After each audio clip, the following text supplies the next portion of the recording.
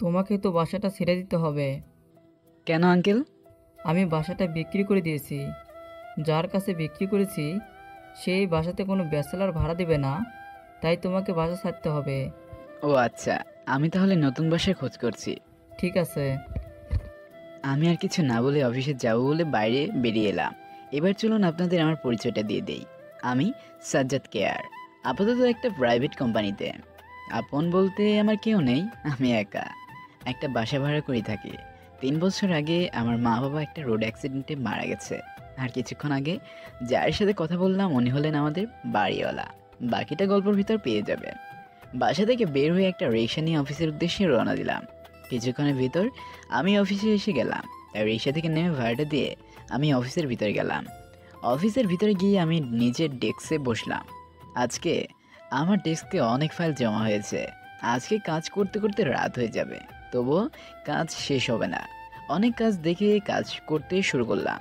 কাজ করতে করতে লাঞ্চের টাইম হয়ে গেল। তখন আমার কলিগ নীলা আমার কাছে এসে বলল, তোমার লাঞ্চ করা লাগবে না, নাকি না খেয়ে কাজ করবে? এই তো আর কিছুক্ষণ পর যাব। কিছুক্ষণ পর না, এক্ষুনি। তুমি চলো আমার সাথে। ঠিক আছে, চলো যাই। তাড়াতাড়ি চলো। ভেবেছিলাম একটু পর লাঞ্চ করব, কিন্তু নীলা যেভাবে জড়াজড়ি শুরু করলো তাতে এক্ষুনি খাবার খেতে হবে। তাই নীলার সাথে ক্যান্টিনে গেলাম। খাবার খেয়ে আবার অফিসে ফিরে এলাম। তারপর নীলা নিজের কাজে চলে গেল, আর আমি আমার কাজে গেলাম। ডেস্কে এসে আবার কাজ শুরু করলাম। কাজ করতে করতে সন্ধ্যা হয়ে গেল, তাই সব কিছু গুছিয়ে বের হয়ে এলাম। ঘড়ির দিকে তাকিয়ে দেখি 6টা 30 বাজে। এখন আর বাড়িতে যেতে ইচ্ছে করছে না, তাই পাশে একটা পার্কে গিয়ে বসলাম। তখন আমার বাড়িওয়ালার আঙ্কেলের কথা মনে পড়ে গেল। ভাবতে লাগলাম, এখন তো সহজে বাসা পাওয়া যাবে না, আর আমি কিভাবে খুঁজবো? সারাদিন তো অফিসেই থাকি, বাসা খোঁজার সময় তেমনও পাবো না। তখন আমার বন্ধু পিয়াসের কথা মনে পড়ে গেল। আমি ফোনটা বের করে পিয়াসকে কল করলাম। একবার বাসতেই রিসিভ করলো। হ্যালো, কেমন আছিস? ভালো আছি, তুই কেমন আছিস? আমিও ভালো আছি। তা কি মনে করে আজকে আমাকে মনে পড়লো? বলছিলাম কি, আমার একটা বাসা ভাড়া লাগবে, তা তুই কি কিছু ব্যবস্থা করে দিতে পারবি? ঠিক আছে, আমি খুঁজে দেখব। তুইও একটু খুঁজে দেখিস, আমি যদি পাই তা তোকে বলবো। ঠিক আছে, বাই। বলে আমি কলটা কেটে দিলাম। তারপর পার্ক থেকে বের হয়ে বাসার দিকে রওনা দিলাম। হেঁটে হেঁটে আমি বাসার দিকে যাচ্ছি। আমার আবার হাঁটতে ভালো লাগে, তাই পায়ে হেঁটে বেশি চলাচল করি। পার্ক থেকে বের হয়ে বাসার দিকে যেতে লাগলাম। বাসায় যাওয়ার পথে আমি একটা রেস্টুরেন্ট থেকে খাবার কিনে নিয়ে বাসায় এলাম। বাসায় এসে তালাটা খুলে আমি ভিতরে গেলাম। তারপর ব্যাগটা রেখে আমি ওয়াশরুমে গেলাম। ওয়াশরুম থেকে বের হয়ে আমি খাবারটা নিয়ে ঘুমিয়ে গেলাম। পরের দিন সকালে আবার অফিসে গেলাম। অফিসে গিয়ে কিছুক্ষণ কাজ করে বসের রুমের দিকে গেলাম। গিয়ে বললাম, আসতে পারি স্যার? আসুন। আমি ভিতরে গিয়ে একটা চেয়ার টেনে বসলাম। তখন বস বলল, কি মনে করে আমার কাছে এলেন? স্যার আমার কয়েকদিন ছুটি লাগবে। কিসের জন্য? স্যার আপনি তো জানেন যে আমি একটা বাসায় ভাড়া থাকি, কিন্তু সেই বাসাটা বিক্রি করে দিয়েছে, তাই আমাকে একটা নতুন বাসা খুঁজতে হবে। ও আচ্ছা, ঠিক আছে, আমি আপনাকে 7 দিনের ছুটি দিচ্ছি। ধন্যবাদ বস, আমি আজকে তাহলে আসি। ঠিক আছে, আসুন। আমি বসের কেবিন থেকে বেরিয়ে এসে নিজের ডেস্কে এলাম। তারপর বাসার দিকে রওনা দিলাম। বাসায় যাওয়ার পরে মাঝপথে যা দেখলাম তাতে আমি অনেক অবাক হলাম, কারণ আমি দেখলাম রাস্তার পাশে অনেকজন লোকজন দাঁড়িয়ে আছে। আমি সেখানে গিয়ে দেখি একজন লোক রাস্তায় জ্ঞান হারিয়ে পড়ে আছে। আশেপাশে লোকজন শুধু তাকিয়েই দেখছে, কেউ কোনো রকম সাহায্য করছে না। তাই আমি লোকটার কাছে গেলাম, আর কয়েকজনের সাহায্য নিয়ে একটা সিএনজিতে তাকে হাসপাতালে নিয়ে গেলাম। হাসপাতালে নিয়ে যাওয়ার পর ডাক্তার তাকে নিয়ে ইমার্জেন্সিতে নিয়ে গেল, আর আমি কেবিনের বাইরে দাঁড়িয়ে থাকলাম। কিছুক্ষণ পর ডাক্তার কেবিন থেকে বের হয়ে এসে বলল, চিন্তার কোনো কারণ নেই, উনি শুধু জ্ঞান হারিয়েছিলেন। এখন উনি কেমন আছেন? এখন উনি ভালো আছেন, আর উনি আপনাকে ডাকছেন। ও, আমি কি ভিতরে যেতে পারবো? অবশ্যই যান, ভিতর থেকে ঘুরে আসুন। এই বলে ডাক্তার চলে গেলেন। আমি কেবিনের ভিতরে গেলাম, দেখলাম লোকটা বসে আছে, আর আমি ভিতরে যাওয়াতে আমাকে ডেকে বললেন, ধন্যবাদ বাবা তোমাকে আমার জীবন বাঁচানোর জন্য। আরে না আঙ্কেল, মানুষ মানুষের জন্য, তাই আমাকে ধন্যবাদ দিবেন না। ঠিক আছে, তা তুমি কি করো আর কোথায় থাকো? আমি বর্তমানে একটা প্রাইভেট কোম্পানিতে চাকরি করি। ও, তোমার বাবা মা কেমন আছে? আসলে আমার বাবা মা বেঁচে নেই, 3 বছর আগে তারা রোড অ্যাক্সিডেন্টে মারা গেছে। আসলে আমি খুব দুঃখিত, আমি জানতাম না যে তোমার এত সমস্যা। ঠিক আছে আঙ্কেল, আমি তাহলে আজকে আসি, আমাকে আবার বাসা খুঁজতে বের হতে হবে। বাসা খুঁজবে কেন? আমি যে বাসাটায় ভাড়া থাকতাম সেটা আমার বাড়িওয়ালা বিক্রি করে দিয়েছে, আর যে বাসাটা কিনেছে সে বলেছে যে সে কোনো ব্যাচেলরকে ভাড়া দিবে না, তাই আমাকে এখন বাসা খুঁজতে হচ্ছে। ও, তুমি এখন কোথায় থাকো? আমার বাসার ঠিকানা বললাম। তারপর আঙ্কেল যে কথাটা বলল সেটা শুনে আমি অবাক হলাম, কারণ আঙ্কেল বললেন, আরে, ওই বাসাটা আমি কিনেছি। কি বলছেন আঙ্কেল আপনি? হ্যাঁ, আমি ঠিকই বলছি। তোমাকে এখন আর বাসাটা ছাড়তে হবে না, তুমি ওখানে থাকতে পারো। ধন্যবাদ আঙ্কেল, আপনি আমার অনেক বড় একটা উপকার করলেন। আরে, তুমি এটা কি বলছো? তুমি যেটা করছো আজকে আমাকে বাঁচিয়ে, তাতে এটা কিছুই না। আপনারা কবে বাসায় উঠবেন? আর 1 সপ্তাহ পরে আমাদের বাসায় উঠবো। ও ঠিক আছে আঙ্কেল, আর আপনার বাড়ির লোক কেউ আসবে না নাকি? হুম, আমি কল করে দিয়েছি, তারা সবাই আসছে। ঠিক আছে আঙ্কেল, তাহলে আমি আজকে আসি, যেদিন আপনি বাসায় উঠবেন সেদিন তাহলে আপনার সাথে দেখা হবে। ঠিক আছে, তাহলে যাও। ভালো থাকবেন। বলেই আমি কেবিন থেকে বেরিয়ে আমি বাইরে চলে এলাম, তারপর বাসার দিকে যেতে লাগলাম। আজকে মেজাজটা অনেক ভালো লাগছে, কারণ আমাকে আর নতুন বাসায় খুঁজতে হবে না, যেটাতে থাকি সেটাই আছে। বাসায় যাওয়ার পথে আমি একটা রেস্টুরেন্ট থেকে খাবার কিনলাম, তারপর বাসার দিকে যেতে লাগলাম। বাসায় এসে রোজকার মতো ফ্রেশ হয়ে খাবারটা খেয়ে একটু ফেসবুকে গেলাম। আজকাল আর তেমন ফেসবুকে আসা যাওয়া হয় না, তাই অনেকগুলো মেসেজ জমা পড়ে আছে, সেগুলো চেক করতে লাগলাম। মেসেজগুলো চেক করে ফেসবুক থেকে বের হয়ে এলাম, তারপর ঘুমিয়ে গেলাম। বিকেলে ঘুম থেকে উঠে ফ্রেশ হয়ে একটু ছাদের উপরই গেলাম বিকেলটাকে উপভোগ করতে। সারা বিকাল ছাদের উপর থাকলাম। রাতে বাসা থেকে বের হয়ে একটা রেস্টুরেন্টে গিয়ে খাবার কিনে নিয়ে এলাম। আমি আবার রান্না করতে পারি না, তাই হোটেল বা রেস্টুরেন্ট থেকে খাবার কিনে এনে খাই। খাবার কিনে এনে খেয়ে ঘুমিয়ে গেলাম। পরের দিন সকালে রেডি হয়ে অফিসে গেলাম। 7 দিনের ছুটি নিয়েছি, কিন্তু আমার তো আর বাসা খুঁজতে হচ্ছে না, তাই আজকে থেকে আবার অফিসে আসা শুরু করলাম। অফিসে এসে প্রথমেই বসের রুমে গেলাম, তাই তাকে বললাম যে আমার ছুটির প্রয়োজন নেই, আমি বাসা পেয়ে গেছি। এই বলে বসের রুম থেকে বের হয়ে চলে এলাম। এরপর নিজের ডেস্কে এসে বসে বসে কাজ করতে লাগলাম। দেখতে দেখতে 7 দিন পার হয়ে গেল। আজকে আঙ্কেলের বাসায় ওঠার কথা। আমি সকাল সকাল অফিসে গেলাম। সন্ধ্যাবেলা বাসায় এসে দেখি আঙ্কেল বাসার বাড়ি দাঁড়িয়ে আছেন। আমি ভিতরে যেতে যাব তার আগে আঙ্কেল আমাকে ডেকে বললেন, কোথায় থেকে আসছো? এই তো আঙ্কেল, একটু অফিসে গিয়েছিলাম।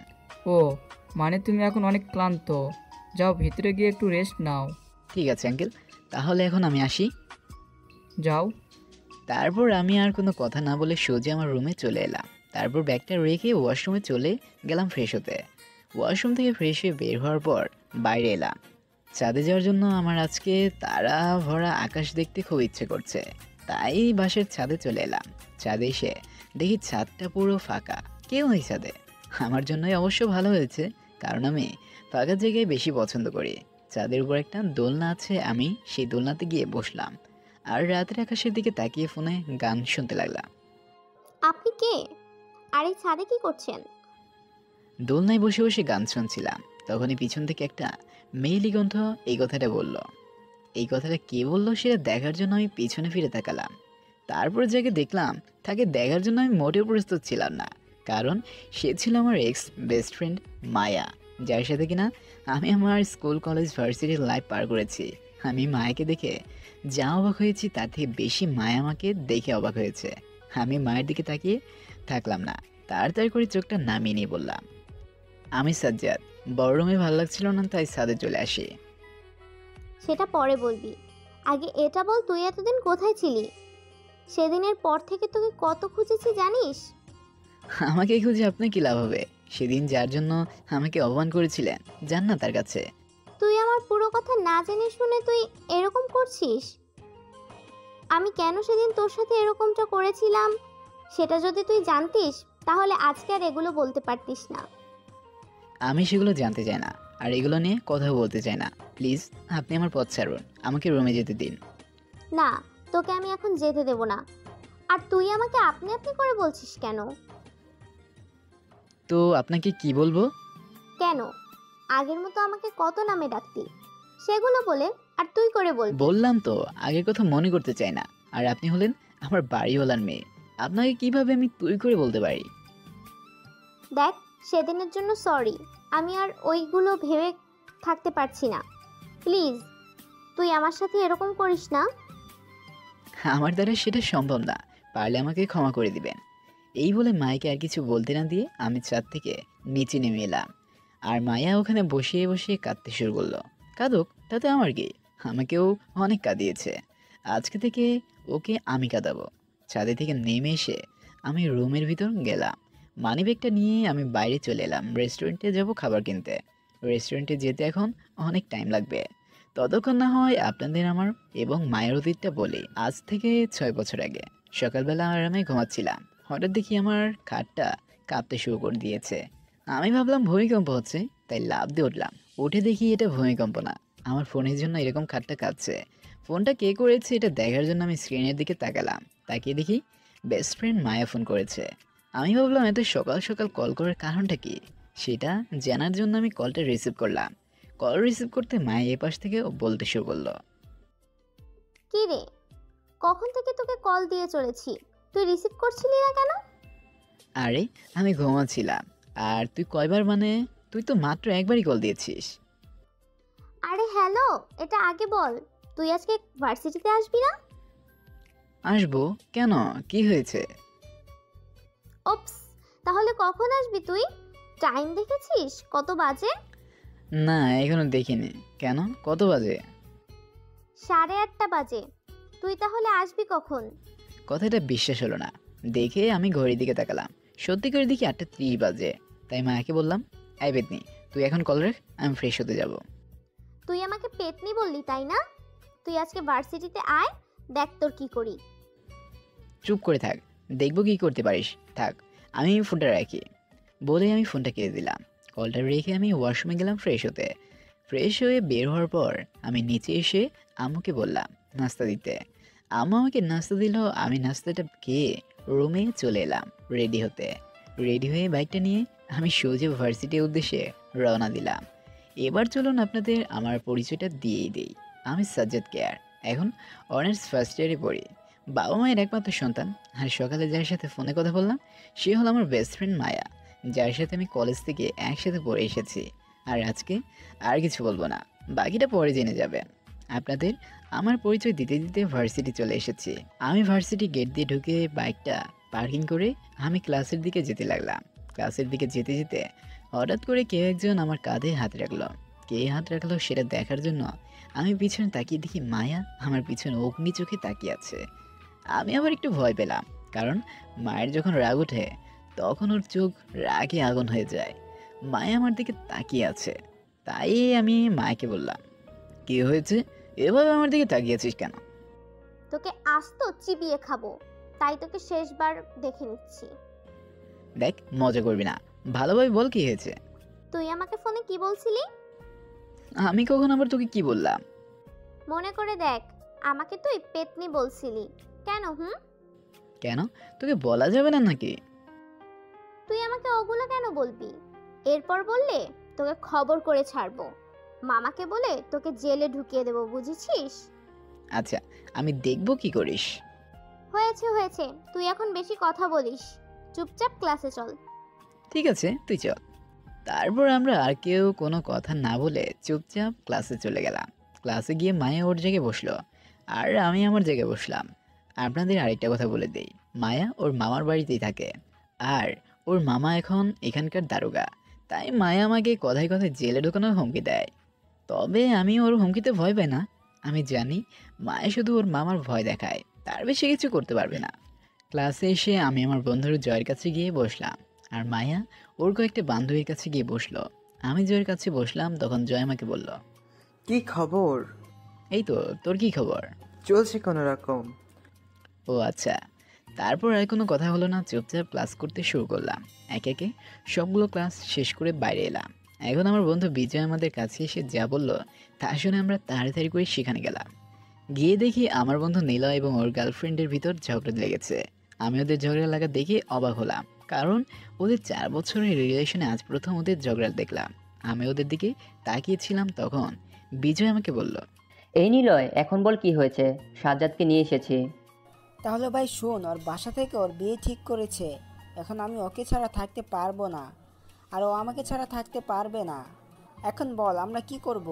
নীলা আমাকে উদ্দেশ্য করে বলল, হো এই ব্যাপার, তাহলে তুই এক কাজ কর, তোরা দুজনে তাহলে একসাথে পালিয়ে যা, আর এদিকে সবকিছু ঠিকঠাক হলে তোরা দুজনে চলে আসবি। কিন্তু আমরা যাব কোথায়? কক্সবাজার যাবি, সেখানে গিয়ে কয়েকদিন থাকবি। ঠিক আছে, আর শোন, যা করার আজকে রাতেই করতে হবে, কারণ কালকে থেকে ওকে আর বাসা থেকে বের হতে দিবে না। ঠিক আছে, তাহলে আমার প্ল্যানটা শোন। বলে আমি সবাইকে আমার প্ল্যানটা সম্পর্কে বলে দিলাম। তারপর সবাই যার যার বাসায় যাবে বলে রওনা দিলাম। আর কি প্ল্যান করেছি এটা গল্প করতে করতে পরে জেনে যাবেন। আমি বাইকের কাছে এসে দেখি মায়া আমার বাইকের উপর বসে আছে আর ফোন টিপছে। আমি বাইকের কাছে আসতেই মায়া আমাকে বলল, তুই কোথায় গিয়েছিলি? তোকে তো দেখতে পেলাম না। গিয়েছিলাম একটা জায়গায়, আর তুই বাসায় না গিয়ে এখানে বসে আছিস কেন? তোর সাথে বাসায় যাব, তাই এখানে বসে আছি। তুই একা বাসায় যেতে পারিস না? না, আমি পারি না, তুই আমাকে নিয়ে চল। আমি জানিও কি হাজার রকম বোঝালেও কোনো কথা আমি বুঝতে বা শুনতে চাইবে না, তাই ওকে নিয়ে বাইকে করে রওনা দিলাম। বাসায় এসে মাঝপথে মায়া আমাকে শক্ত করে জড়িয়ে ধরলো। আমি অবাক হয়ে বললাম, ওই এভাবে আমাকে জড়িয়ে ধরেছিস কেন? তোকে ধরার আমার সম্পূর্ণ অধিকার আছে, তাই ধরেছি। তোকে কে এই অধিকার দিয়েছে আমাকে বলতো? সবাই দিয়েছে, শুধু তুই আমাকে কোনো রকম অধিকার এখনো দিতে চাস না। আর সেটা দেবো না, এবার নাম, তোর বাসার সামনে এসে গেছি। এটা বলে আমি বাইকটা মায়ের বাসার সামনে থামালাম। মায়া বাইক থেকে নামার সময় আমার গালে একটা চুমু দিয়ে গেল। আর আপনাদের একটা কথা বলা হয়নি, সেটা হলো মায়া আমাকে সেই ছোটবেলা থেকে ভালোবাসে, আর সেটা আব্বু আম্মু সবাই জানে। কিন্তু আমি শুধু মায়াকে বন্ধু ছাড়া আর কিছুই ভাবি না। আপনারা বোধহয় ভাবছেন মায়া দেখতে খারাপ। না, মায়াকে একদম পরীর মতো দেখতে। মায়াকে বাসায় নামিয়ে দিয়ে আমি বাসার দিকে গেলাম। রাতে আমাদের প্ল্যান অনুসারে আমাকেই বর্ষাকে নিয়ে, মানে নীলয়ের গার্লফ্রেন্ড, তাকে নিয়ে বাসা থেকে নিয়ে আসতে হবে। আমি তাই বর্ষার বাসার সামনে গেলাম, গিয়ে বর্ষাকে ফোন করে বাইরে আসতে বললাম। কিছুক্ষণ পর বর্ষা বাইরে এলো। আমি ওকে নিয়ে সোজা বাস স্টেশনে চলে গেলাম। বাস স্টেশনে গিয়ে দেখি নীলয়, জয় আর বিজয় সব কিছু নিয়ে দাঁড়িয়ে আছে। আমি বর্ষাকে নিয়ে ওদের কাছে গেলাম, তারপর ওদেরকে বাসে তুলে দিলাম। বাসে ওঠার সময় নীলয় আমাকে ধরে অনেক কান্না করছিল। আমরা ওকে বুঝিয়ে বাসে তুলে দিলাম। যাওয়ার আগে আমরা ওকে 20,000 টাকা দিয়ে দিলাম। কিছুক্ষণ পর বাস ছেড়ে দিল, ওরা চলে গেল, আমরা বাসার দিকে চলে গেলাম। জয় আর বিজয়কে ওদের বাসায় নামিয়ে দিয়ে আমি বাসার দিকে যেতে থাকলাম। অর্ধেক রাস্তা আসতেই হঠাৎ করে কোথা থেকে পুলিশের গাড়ি আমার বাইকের সামনে চলে এলো। আমি কন্ট্রোল করতে না পেরে গাড়ির সাথে বাড়ি খেয়ে পড়ে গেলাম। তারপর আর কিছু মনে নেই। যখন চোখ খুললাম তখন দেখি আমি থানায়, জেলের ভিতরে একটা চেয়ারে বেঁধে রাখা হয়েছে। কিসের জন্য আমাকে বেঁধে রেখেছে তা আমি ভালো করেই বুঝতে পারছি। কিছুক্ষণ পর আমার সামনে একজন এলো, যাকে দেখে আমি অনেক অবাক হলাম, কারণ সে হলো মায়া। আমি মায়াকে দেখে অনেক অবাক হলাম, কারণ আজ পর্যন্ত মায়াকে এরকম চোখে কখনো দেখিনি। মায়ের হাতে একটা লাঠি। আমি কিছু বলার আগে মায়া আমাকে মারতে শুরু করে। কিসের জন্য আমাকে মারছে সেটা আমি কিছুই জানি না, বলতেও পারছি না, কারণ মায়া আমার মুখ আটকে রেখে দিয়েছে। আমি শুধু আমার চোখের জল ফেলা ছাড়া আর কিছুই করতে পারছি না। মায়া আমাকে মারার কারণে আমার পিঠ ফেটে রক্ত পড়তে শুরু করলো। এটা দেখে মায়া মারাটা বন্ধ করলো, কিন্তু আমার মুখের টেপটা খুললো না। তখন মায়া আমাকে বলতে শুরু করলো, কত ভালোবাসতাম তোকে, আর তুই কি না আমার সাথে এরকম করলি? আমাকে রেখে তুই বর্ষাকে বাসা দিয়ে নিয়ে পালালি। আমি কিছু বলতেই পারছি না, আমার মুখটা এখনো আটকেই রেখেছে। আমি মায়াকে মাথা নেড়ে কি না বললাম, চুপ, তুই একটা কথাও বলবি না আমার সাথে। আজকে থেকে তোর সাথে আমার সব রকমের সম্পর্ক শেষ। আর মামা ওকে এমনভাবে মারবে যেন ও আর ঠিক মতো চলতে না পারে। মায়া ওর মামাকে কথাটা বলে কাঁদতে কাঁদতে চলে গেল, আর ওর মামা আমাকে মারতে শুরু করলেন। মারতে মারতে আমার মাথা থেকে পা পর্যন্ত সব জায়গা থেকেই রক্ত পড়তে শুরু করলো। তবুও মায়ের মামা আমাকে মারাটা থামালেন না, আমাকে মারতেই লাগলেন। হঠাৎ করে তিনি আমার মাথায় একটা বাড়ি মারলেন, ফলে আমি জ্ঞান হারিয়ে ফেললাম। তারপর আমার আর কিছু মনে নেই। যখন চোখ খুললাম দেখলাম আমি বাড়িতে শুয়ে আছি, আর বাড়িতে অনেক মানুষের ভিড়। আমি উঠে বসতে চাইলাম, কিন্তু পারলাম না। পাশে দেখলাম বিজয় আর জয় বসে আছে। আমি ওদেরকে বললাম, কি রে, আজকে বাড়িতে তো লোকজন কেন? আসলে আঙ্কেল আন্টি জয় এটুকু বলেই থেমে গেল। কি হয়েছে আব্বু আম্মুর? তারা নেই, তোকে হাসপাতালে দেখতে যাওয়ার পথে রোড অ্যাক্সিডেন্টে মারা গেছে। জয় এটা বলে কান্না শুরু করলো। আমি কথাটা শুনে থমকে গেলাম। আমার জীবনে সব কিছু হারিয়ে ফেললাম শুধুমাত্র মায়ের জন্য। আজ আমার আব্বু আম্মু আমাকে ছেড়ে চলে গেল। আমি জয়কে বললাম আমি তাদের দেখতে চাই। জয় আমাকে আব্বু আম্মুর কাছে নিয়ে গেল। আমি শুধু তাদের লাশের দিকে তাকিয়ে চোখের জল ফেলছিলাম। কিছুক্ষণ পর তাদের দাফন করে বাসায় এলাম। একে একে বাসায় সকল আত্মীয় স্বজন আমাকে সান্ত্বনা দিয়ে চলে গেল। কিছুক্ষণ পর পুরো বাসাটা ফাঁকা হয়ে গেল। বাসায় শুধু আমি, বিজয় আর জয় আছি। আমি আমার রুমে দিয়ে গেলাম, গিয়ে খাটের উপর বসলাম। তখন জয় আমাকে বলল, তোকে ওভাবে কারা মেরেছিল? আমি সব কিছু খুলে বললাম ওকে, কে আমাকে মেরেছে। মায়া তোর সাথে এরকম করেছে? দাঁড়া, আমি ওকে সবকিছু খুলে বলছি। খবরদার, তোরা কেউ কিছুই বলবি না। আমার সাথে কি হয়েছে সেটাও বলবি না। ঠিক আছে, তুই যা বলবি তাই হবে, কিন্তু এখন তুই একটু রেস্ট নে। তোর মাথায় অনেক জোরে আঘাত লাগার কারণে তোর মাথায় অনেক সমস্যা হয়েছে। তোকে এখন বেশি বেশি করে রেস্ট নিতে হবে। আমি আর কিছু না বলে ঘুমিয়ে পড়লাম। আমার মাথাটা অনেক ব্যথা করছে, তাই আর বেশিক্ষণ বসে থাকতে পারলাম না। এইভাবে একটা মাস কেটে গেল। এখন আমি সম্পূর্ণ সুস্থ, তবে আমার মাথায় একটু সমস্যা হয়েছে, সেটা ঠিক হতে কয়েকদিন সময় লাগবে। আজকে রেডি হয়ে আমি চলে গেলাম ভার্সিটির দিকে। গিয়ে আমি সোজা প্রিন্সিপাল স্যারের রুমের দিকে গেলাম। প্রিন্সিপাল স্যার আমাকে দেখেই বললেন, আরে সাজ্জাদ, তুমি এখন কেমন আছো? আর তোমার শরীরটা কেমন? এই তো স্যার, আগের থেকে অনেক ভালো। ও, তা কি মনে করে আমার কাছে? আমার টিসি লাগবে স্যার, আমি এই শহর ছেড়ে চলে যাব। কেন? এখানে কি হচ্ছে? এখানে তো আর আমার কেউ নেই যে আমি আর এখানে থাকবো, তাই আমি চলে যাব। ঠিক আছে, তুমি বসো, আমি তোমার টিসি নিয়ে আসছি। স্যার আমাকে আমার কাগজপত্র বুঝিয়ে দিয়ে বললেন, তুমি যেখানে যাও পড়াশোনা ঠিক মতো করবে। আমি স্যারের কথায় উত্তর দিয়ে বাইরে চলে এলাম। বাইরে এসে বাইকের কাছে এসে দেখি মায়ে আমার দিকে তাকিয়ে আছে। থাকুক, তাতে আমার কি। আমি বাইকটা নিয়ে সোজা বাসায় চলে এলাম। বিকেলে জয় এবং বিজয় আমার বাসায় এলো। আমি ওদেরকে বললাম, আমি ঢাকা যাবো রে, আমার জন্য একটা বাসের টিকিট বুক করে আয়। তুই ঢাকা যাবি কেন? এখানে কি হয়েছে? এখানে থাকলে সবসময় মায়ের সাথে দেখা হবে আর পুরনো স্মৃতিগুলো শুধু আমার চোখের সামনেই ভাসবে। ঠিক আছে, তুই যদি যেতে চাস যা, তাহলে আমরা আর তোকে আটকাবো না। আর হ্যাঁ, আমি যে ঢাকা যাব এটা যেন মায়ের জানতে না পারে। আর তোরা মায়েকে আমার সম্পর্কে কিছুই বলবি না। ঠিক আছে, বলবো না। ঠিক আছে, বলবো না। পরে আমরা গিয়ে একটা বাসের টিকিট কেটে এলাম, রাত 8টার বাস। ঢাকায় গিয়ে জয়ের একটা পরিচিত বাসায় গিয়ে ঠিক করে দিয়েছে আমি সেখানে উঠবো।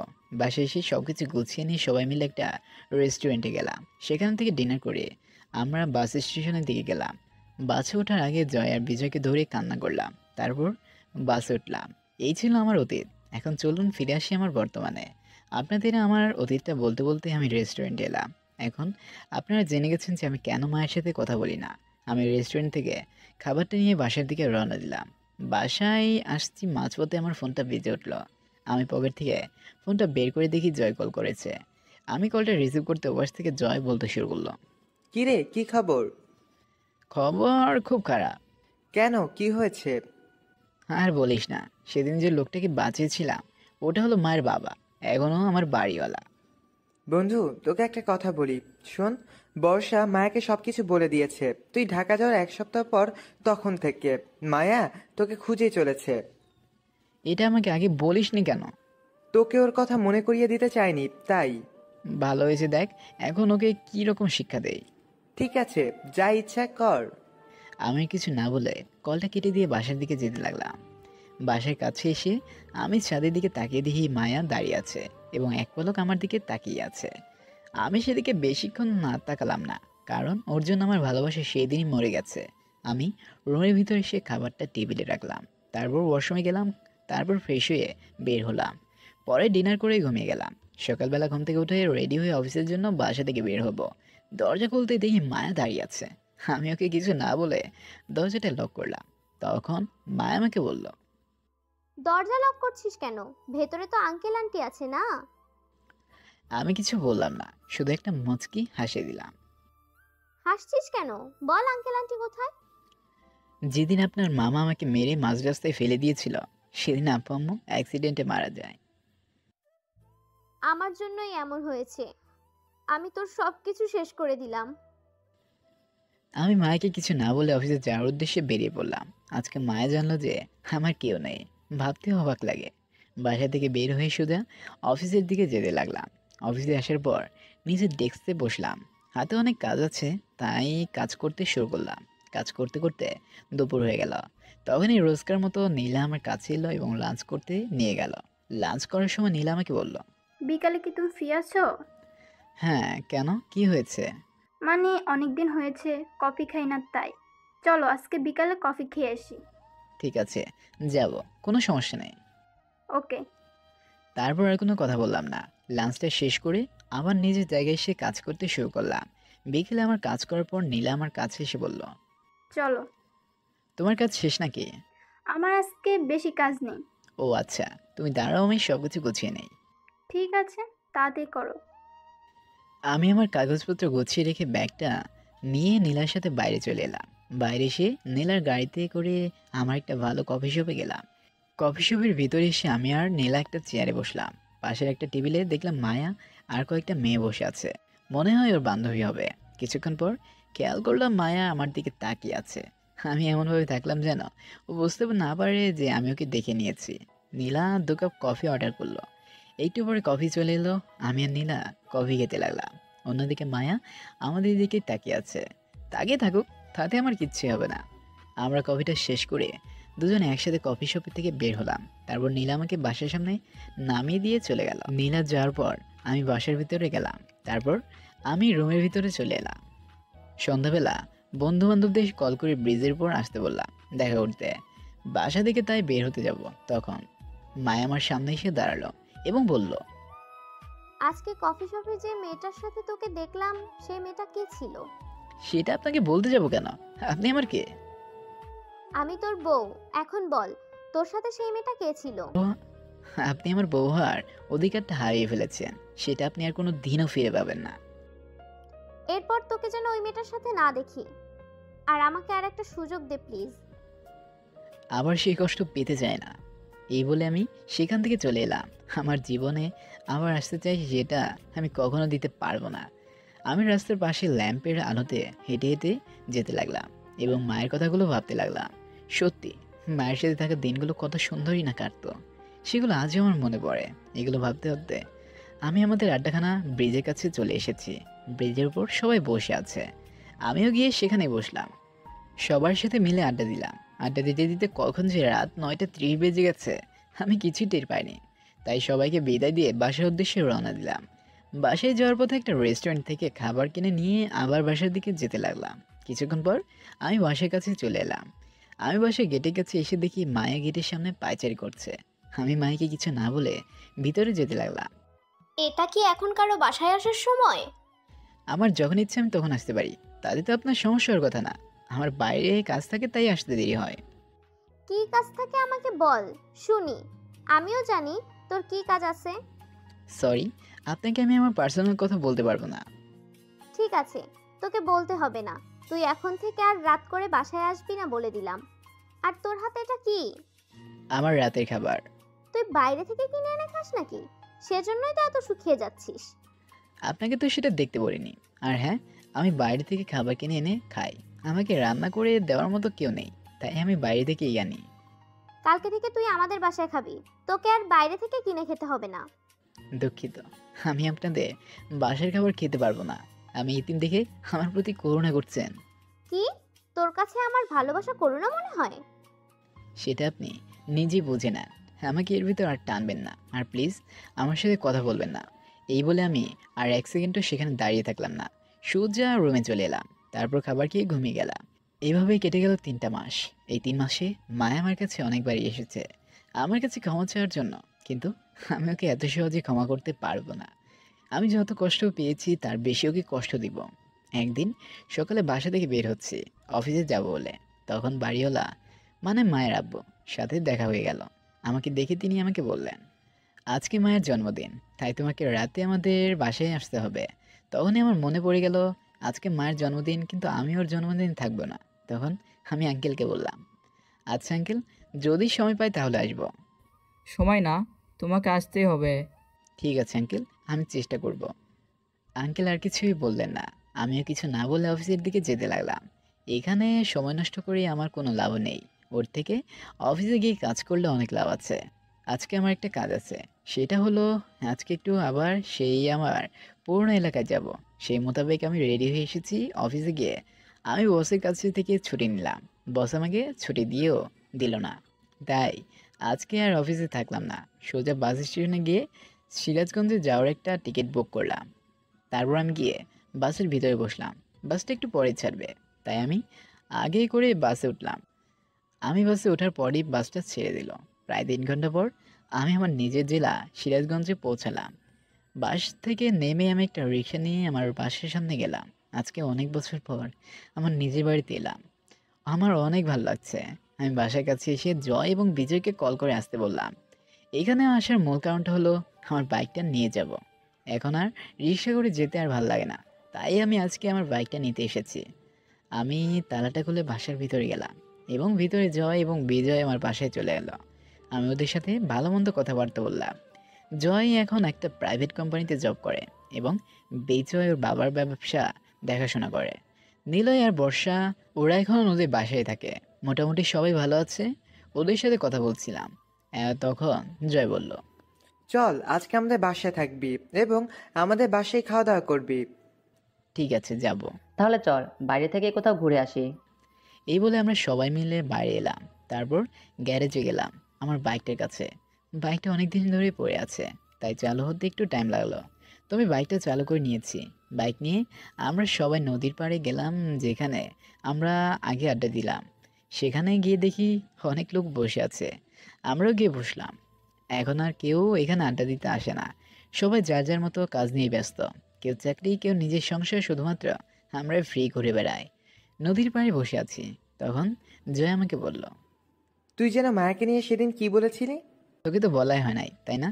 তাহলে শোন, মায়া এবং আমি এখন থেকে একই পাশে থাকি, জানিস? মানে কি বলছিস? মায়া তোর দেশের বাড়ি চলে গেছে, ওর বাবার কাছে।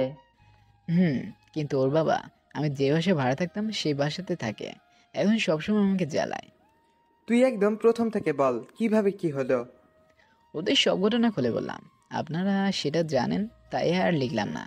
ভালো হয়েছে। আমরা মায়াকে বলছি যে তুই এখান থেকে চলে গেছিস এবং আঙ্কেল আন্টি যে মারা গেছে সেটা ওকে আমরা কেউ বলিনি। ও, তারপর আরও নানা বিষয় নিয়ে কথা বললাম। এক পর্যায়ে বিজয় বলল, আজকে যে মায়ের জন্মদিন, সেটা তো তোর মনে আছে? থাকবে না কেন? সকালে অফিসে যাওয়ার সময় আঙ্কেল আমাকে বলছিল, কিন্তু আমি বলেছি আমি যদি সময় পাই তাহলে আসবো। কিন্তু তুই তো আর যাবি না, তাই না? হুম। মা আমাদেরকেও কল করে ওর জন্মদিনে আসতে বলেছিল, কিন্তু আমি বলেছি যদি সাজ্জাদ আসে তাহলে আমি যাব, না হলে না। তোরা যেতে পারতি, শুধু আমাকে এর ভিতর টানলি কেন? তুই আর মায়া ছিলি বেস্ট ফ্রেন্ড, আর তুই যদি না চাস তাহলে আমরা কি করে যাব?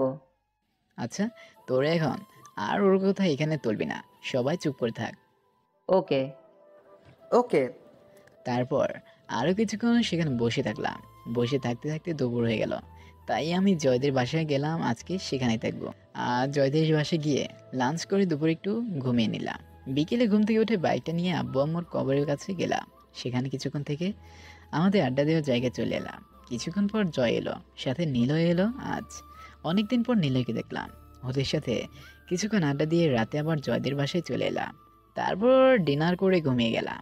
পরের দিন সকালবেলা ঘুম থেকে উঠে নাস্তা করে সবাইকে বিদায় দিয়ে আসি। আবার ঢাকার দিকে রওনা দিলাম।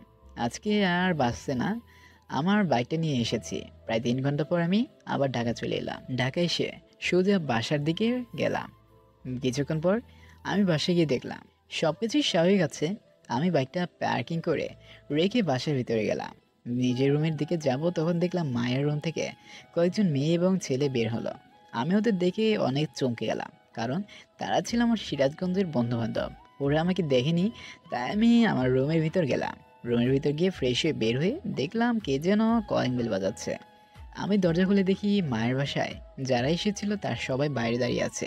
আমাকে দেখে ওরা সবাই বলে উঠল, তুই কি আমাদের বাইরে দাঁড় করিয়ে রাখবি নাকি ভিতরেও নিয়ে যাবি? আমি দেখলাম ওদের সাথে মায়াও ছিল, কিন্তু সবার পিছনে দাঁড়িয়েছিল। তখন আমি বললাম, আয় আয়, তোরা ভিতরে আয়। তুই এখানে কবে থেকে থাকিস? 6 বছর ধরে থাকি। আঙ্কেল আন্টি থাকতেও নাকি? না, তারা মারা গেছে আজ থেকে 6 বছর আগে। ও, আমরা সবাই দুঃখিত। তোরা দাঁড়িয়ে আছিস কেন? বস এখানে। ওরা সবাই বসে পড়লো। বসার পরে রাহাত বলল, তুই কোথায় গিয়েছিলি? তোকে 2 দিন দেখলাম না। আমি সিরাজগঞ্জে গিয়েছিলাম, অনেক বছর যাওয়া হয় না, তাই কালকে গিয়ে ঘুরে এলাম। তুই কি এখন রান্না করতে পারিস? ও তাই পারবে, কোনো একদিন রান্না করতে। এখন তো রেস্টুরেন্ট থেকে কিনে এনে খায়। আমাদের বাসায় খেতে বলি, সেখানেও খায় না। কেন, তুই ওদের বাসায় খাওয়া দাওয়া করলেই তো পারিস। তার দরকার আমার নেই, আমি এখন যেভাবে আছি সেভাবেই থাকতে চাই। ওই, তোরা ওকে কিছু বলিস না, ওকে ওর মতো থাকতে দে। ওকে। এই বলে ওরা অন্য বিষয় নিয়ে কথা বলতে শুরু করলো। আর কিছুক্ষণ আড্ডা দেওয়ার পর ওদেরকে দেখে আমি বাসার বাইরে এলাম। এখন রেস্টুরেন্টে যাব খাবার আনতে। বাসার বাইরে এসে বাইকটা নিয়ে পাশে একটা রেস্টুরেন্ট থেকে খাবার কিনে নিয়ে এলাম। তারপর বাসায় চলে এলাম। বাসায় এসে আমার রুমে এসে দেখি ওরা বসে বসে আড্ডা দিচ্ছে। খাবারের প্যাকেটটা টেবিলে রাখলাম। তখন ওরা বলল, তুই আমাদের রেখে খাবার কিনে আনতে গিয়েছিলি নাকি?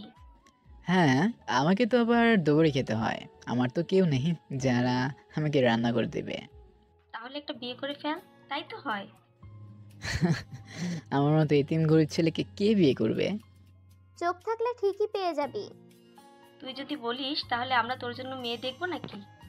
তার দরকার নেই, তোকে কিছুই দেখতে হবে না। এইভাবে আরও কিছুক্ষণ আড্ডা দিয়ে ওরা চলে গেল। আমি দরজাটা লাগিয়ে খাবারটা খেয়ে ঘুমিয়ে গেলাম।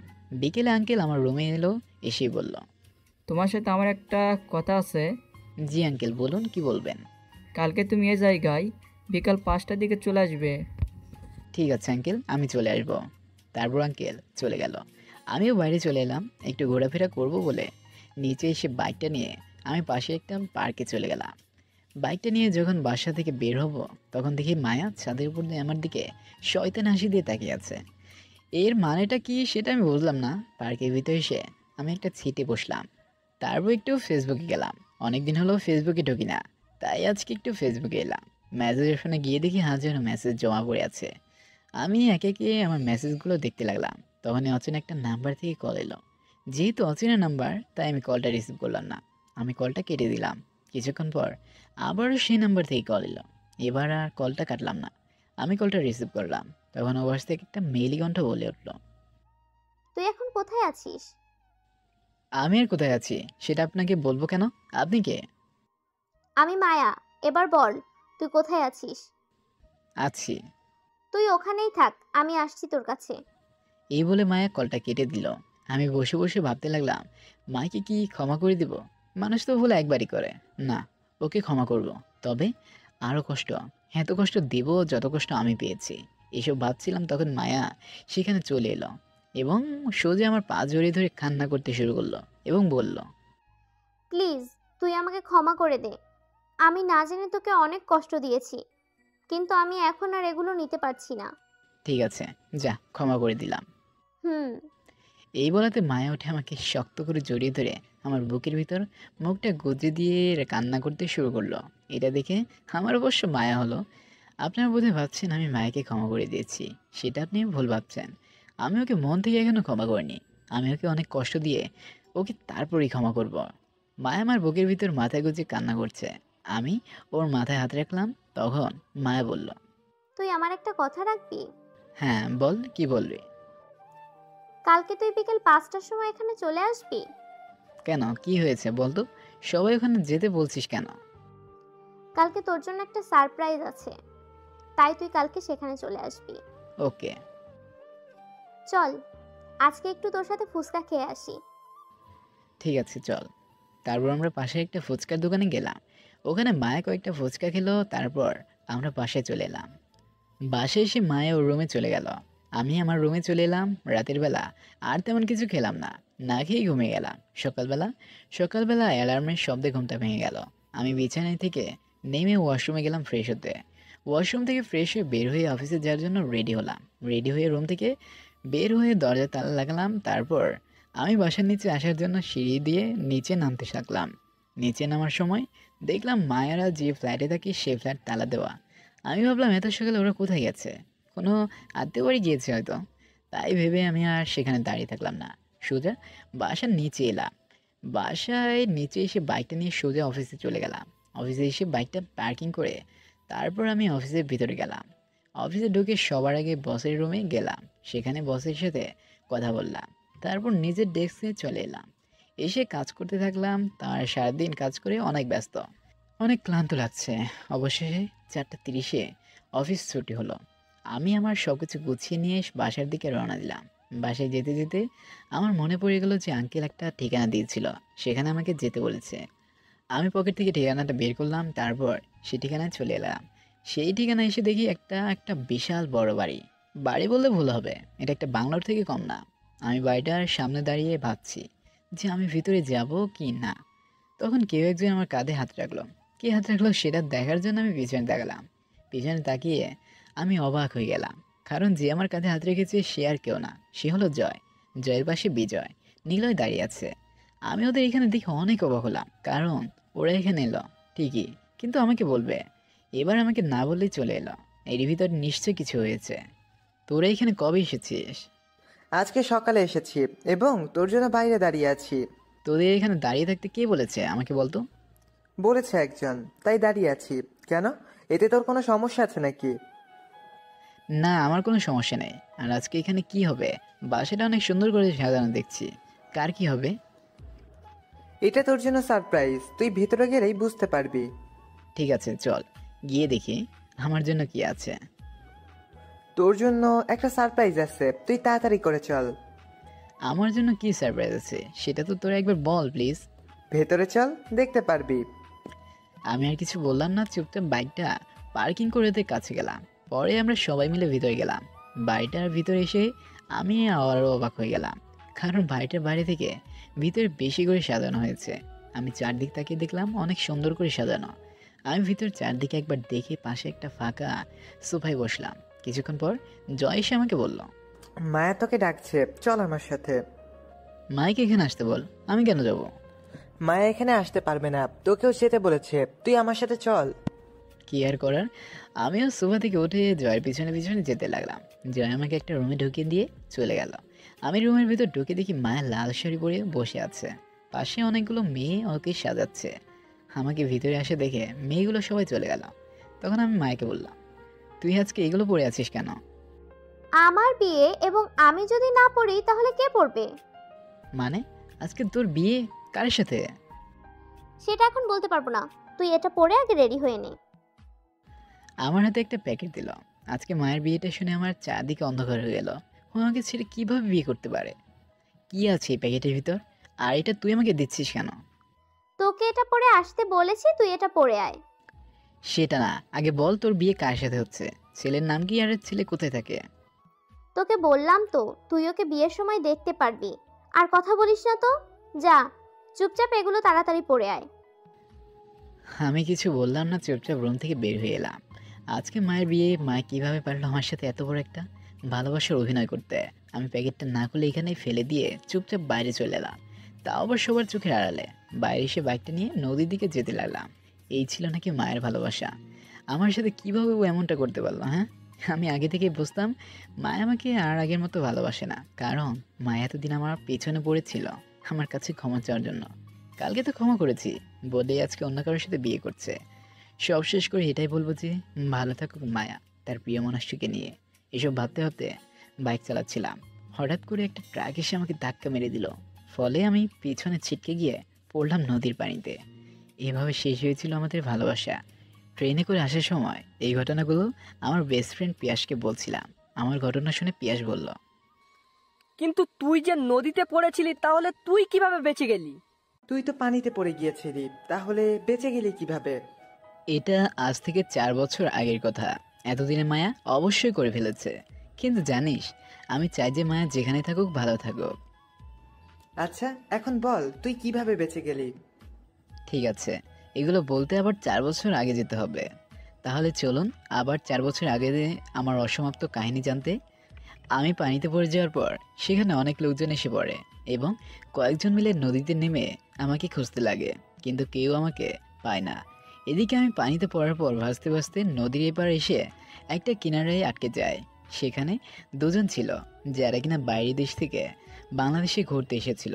তারা ছিলেন স্বামী স্ত্রী। তারা দেখতে পায় নদীর কিনারে একটা ছেলে পড়ে আছে।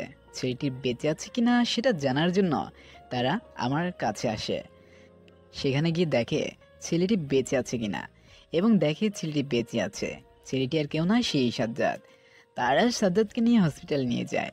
সময় যত যাচ্ছে আমার অবস্থা ততই খারাপ হচ্ছে। তারা তাড়াতাড়ি করে নিজেদের গাড়িতে করে আমাকে নিয়ে একটা বড় হসপিটালে নিয়ে যায়। হসপিটালে নিয়ে যাওয়ার পর আমাকে ইমার্জেন্সিতে ভর্তি করা হয়। আমার অবস্থা খারাপ দেখে ডাক্তার তাড়াতাড়ি করে চিকিৎসা শুরু করে দেয়। যারা আমাকে হসপিটালে নিয়ে আসে তারা হলো, লোকটা হলো আমেরিকার একজন বড় বিজনেসম্যান এবং মহিলাটি হলেন তার স্ত্রী। তাদের সব কিছু থাকলেও তাদের কোনো সন্তান ছিল না। তারা ইমার্জেন্সি ক্যাবিনের সামনে বসে অপেক্ষা করতে থাকে। প্রায় অনেকক্ষণ পর ডাক্তার কেবিন থেকে বের হয়। তখন আঙ্কেল এবং আন্টি, মানে লোকটা এবং ওই মহিলাটা, ডাক্তারের কাছে যায়। গিয়ে বলে, ডাক্তার সাহেব, এখন ছেলেটি কেমন আছে?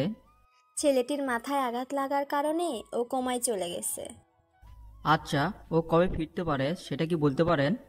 সেটা বলতে পারছি না, তবে যে কোনো সময় ওর জ্ঞান আসতে পারে। আচ্ছা, আমরা কি ওকে নিয়ে বিদেশে যেতে পারি? যদি নিয়ে যান তাহলে অনেক ভালো হয়। ঠিক আছে, আমরা ওকে বিদেশে নিয়ে যাব। আপনি সব কিছু রেডি করেন। ওকে। এই বলে আঙ্কেল চলে গেল। তুমি ছেলেটির কাছে যাও, গিয়ে ওর যত্ন নাও। তুমি কোথায় যাবে? আমি গিয়ে আমার ফ্লাইটের ব্যবস্থা করছি, আজকে রওনা দেব। ঠিক আছে, যাও। আন্টি আমার কাছে এলো, এসে আমার কাছে বসে মুখের দিকে তাকিয়ে থাকতে লাগলো। কিছুক্ষণ পর আঙ্কেল এসে আমাকে তার প্রাইভেট প্লেনে বসিয়ে নিয়ে আমেরিকার উদ্দেশ্যে রওনা দেয়। আমেরিকায় আসার পর আমাকে একটা বড় হসপিটালে ভর্তি করানো হয়। সেখানকার ডাক্তাররা আমাকে চিকিৎসা করতে থাকে। এভাবে দেখতে দেখতে একটা মাস কেটে যায়। এখন আমাকে আঙ্কেলের বাসায় নিয়ে আসা হয়েছে। সেখানে একটা ডাক্তার রাখা হয়েছে আমাকে চিকিৎসা করার জন্য। হঠাৎ একদিন আন্টি আমার পাশে বসে ছিলেন। তখন আন্টি দেখতে পায় আমার হাতটা নড়ছে এবং চোখটাও খুলতে চাইছে। তখনই আন্টি ডাক্তারকে ডাক দেয়। ডাক্তার এসে আমাকে ভালো করে দেখে বসিয়ে দেয়। তখন আমি চারদিকে তাকিয়ে দেখি সে একটা বড় সুন্দর রুমে আছি, কিন্তু এখানে কি করছে এবং কেন কিছু মনে করতে পারছি না। মাথাটা ধরে একটা চিৎকার দিয়ে অজ্ঞান হয়ে যায়। তখন আন্টি ডাক্তারকে বলে, ডাক্তার আমাকে দেখে বলে আমার মাথায় আঘাত লাগার কারণে এই অতীতের স্মৃতি হারিয়ে ফেলেছি, আর এখন আমি কে সেটা জানিও না। এই বলে ডাক্তার চলে গেল। এই বলে ডাক্তার কিছু ওষুধ লিখে দিয়ে চলে যায়। কিছুক্ষণ পর আঙ্কেল অফিসের থেকে বাসায় এসে সোজা আমার রুমে গেল। গিয়ে দেখে আন্টি বসে আছে। আঙ্কেল গিয়ে বলল, তুমি এখানে বসে আছো কেন? আসলে ছেলেটা জ্ঞান ফিরেছে, কিন্তু ওর স্মৃতি হারিয়ে ফেলেছে। ভালো হয়েছে, এখন থেকে ও আমাদের ছেলে। আজকে থেকে ওর নাম রোহান, আর ওকে কোনোদিন পুরনো কথা মনে করাতে চেষ্টা করবে না। ঠিক আছে। কিছুক্ষণ পর আবার আমার জ্ঞান এলো। আমি কে? আমি এখানে কি করে এলাম?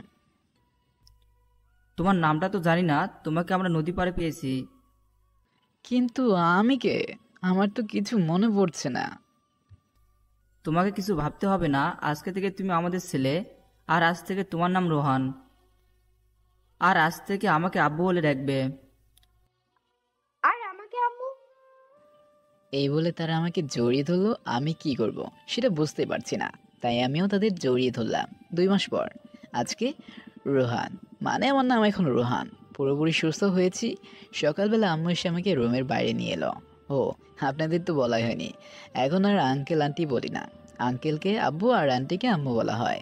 আর তারা আমার নতুন নাম দিয়েছে, রোহান। আমি রুমের বাইরে এসে বাড়িটা দেখে অবাক হয়ে গেলাম, কারণ এতদিন আমি শুধু রুমের ভিতরেই থেকেছি, যার কারণে বাসাটা কেমন সেটা দেখতেও পারি নাই। আজকে বাসাটা দেখে অনেক অবাক হলাম, কারণ বাসাটা অনেক বড় এবং এত বড় বাড়িতে মাত্র 2 জন থাকে। আমি খানিকটা অবাক হলাম। আমি বাসাটা তাকিয়ে দেখছিলাম। তখন আব্বু, মানে আঙ্কেল বললেন, আরে এটা তোমার বাড়ি, তুমি কি দেখো চারদিক ঘুরে ঘুরে? না আব্বু, আমি দেখছিলাম এত বড় বাসাতে মাত্র দুজন থাকো। দুজন না, এখন তুমিও থাকো। পারলে একটা বিয়ে করে নাও, তাহলে আরো সংখ্যা বাড়বে। তুমি এখন চুপ করো তো, ছেলেটাকে একটু শান্তি মতো খেতে দাও।